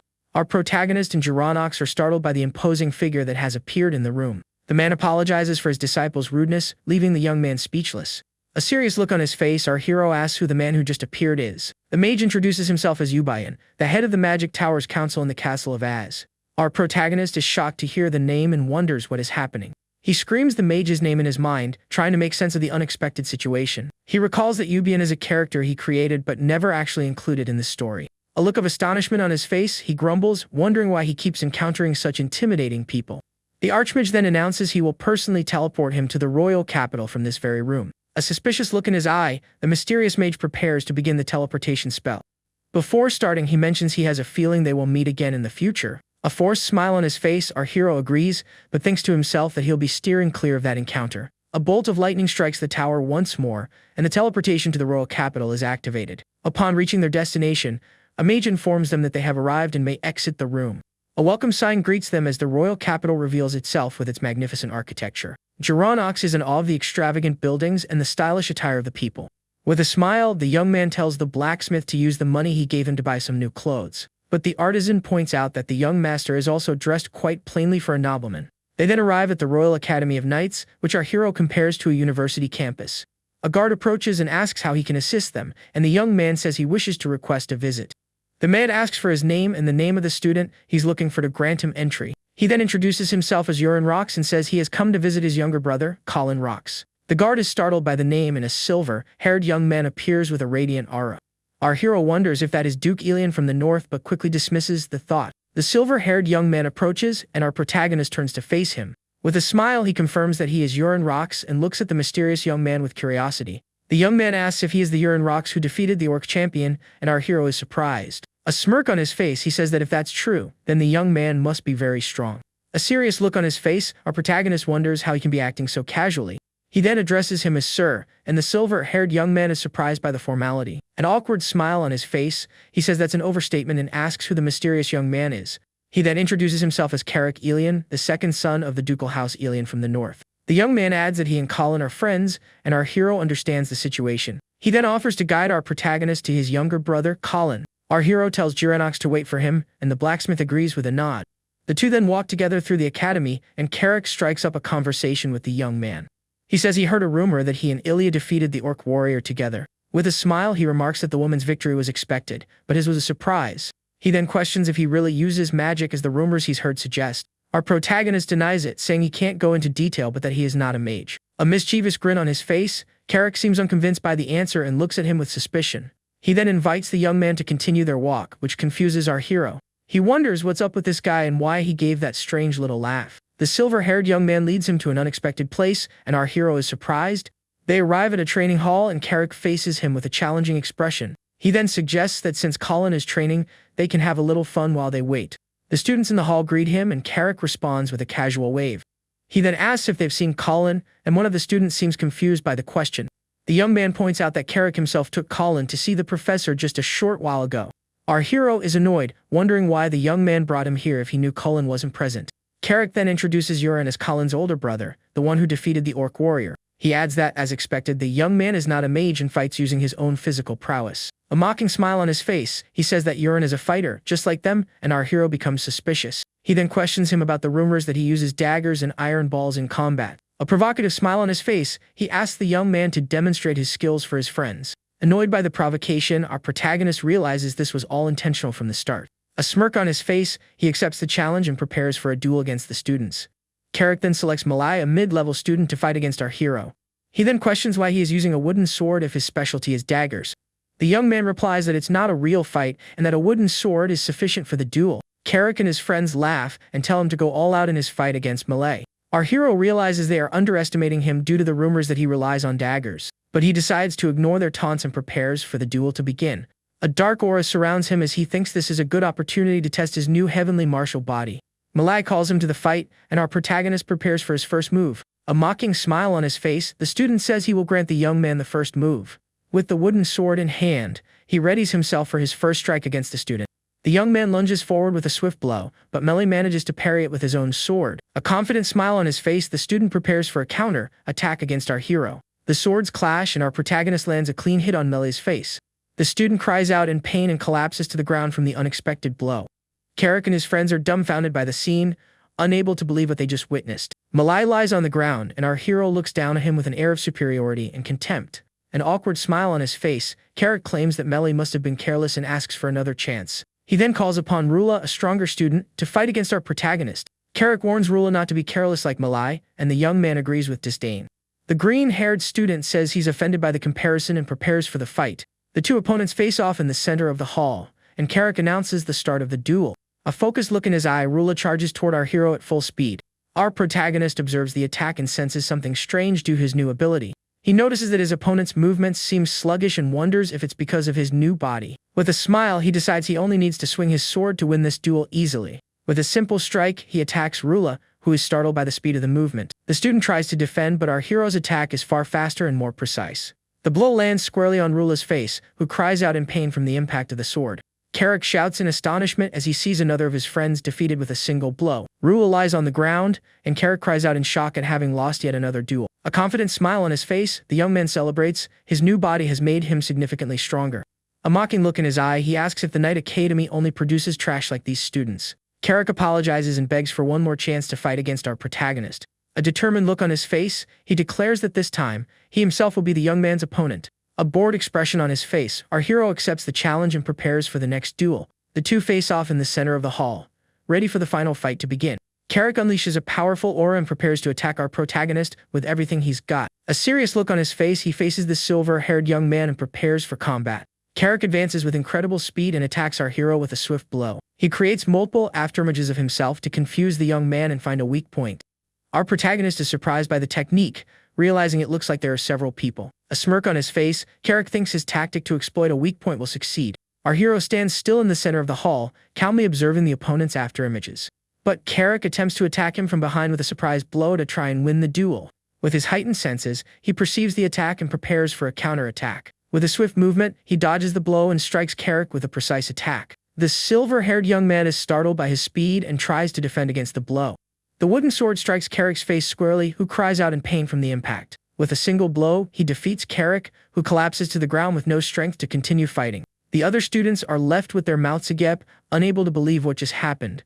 They shout in astonishment, wondering what is happening in the training hall. Suddenly, Colin arrives, and the students call out his name with surprise and admiration. A confused look on his face, he asks what's going on and who the young man standing in the hall is. Our hero turns and faces his younger brother, who looks at him with a strange expression. This is Colin Rox, the sword genius and our protagonist rival for the family inheritance. One of the students informs him that his older brother, Urin Rox, is here to visit him. A look of contempt on his face, he asks where Urin is, and the student points to our hero. His face grim, our protagonist faces his brother, who is shocked by his appearance. Colin shouts furiously, claiming it's a lie because Urin doesn't look like that. He remembers his brother as a fat pig and refuses to believe in the transformation. A look of astonishment on his face, he continues to vehemently deny our protagonist's identity. A look of anger on his face, he points at the young man and asks how this is possible. Our hero calmly replies that he just lost a little weight and nothing more. But Colin insists it's more than that, saying he also appears to be taller. A mocking smile on his face, he says that losing weight made him grow a bit, which annoys his brother. He then wonders what happened to the other guys who were lying on the floor. One of the students whispers in Colin's ear, recounting everything that happened in the hall. Shocked by the story, he points at our hero, unable to believe what he's heard. He then realizes that if the rumors are true, it means something very important. A look of shock on his face, he wonders if the story about the orc champion was actually true. Our hero confirms with a nod and faces his brother with a serious and confident expression. Colin is irritated by his attitude and questions him with a tone of contempt anger. He refuses to believe that his useless brother could have suddenly become so strong. A look of fury on his face, he points at the young man and says he doesn't believe in his strength. Annoyed, our protagonist asks if his younger brother is trying to pick a fight. Colin shouts that he never considered him a brother and insults him in front of everyone. He calls him a fat pig and says he has nothing going for him besides being born first. A mocking smile on his face, our hero accepts the challenge, saying he will show him why he's the older brother. Colin is thrilled by the idea, saying that's exactly what he wanted to hear. He then proposes a bet, and our protagonist is curious about his brother's proposal. A malicious grin on his face, our hero says the loser will have to grant the winner a wish. Colin accepts the bet and vows that when he wins, he will make his brother grovel at his feet. The two prepare for the duel, and Colin asks for a sword to fight his brother. Our protagonist notices that the student is telling Colin how he defeated the others. A smirk on his face, he understands that his brother is being briefed on his abilities. Colin prepares with his sword and announces the start of the duel against our hero. With a battle cry, he unleashes his blue aura and prepares for his first attack. Our hero realizes his brother isn't letting his guard down and plans to use his full power. He then prepares for combat and wonders how he will handle Colin's aura. A status window reveals Colin's traits and his -78 affinity. Our hero thinks that his brother has never lost to anyone, which explains his overconfidence. Colin charges forward with his flaming sword, ready to attack our protagonist with everything he has. But with his new body, he feels he can win this fight and is not afraid of his brother. He uses his stepping technique and dodges the attack with impressive speed. A confident smile on his face, he says he doesn't think he's going to lose this fight either. The younger brother vows he won't be defeated in a single blow like the others were. He promises to utterly crush our hero and leave him broken on the hall floor.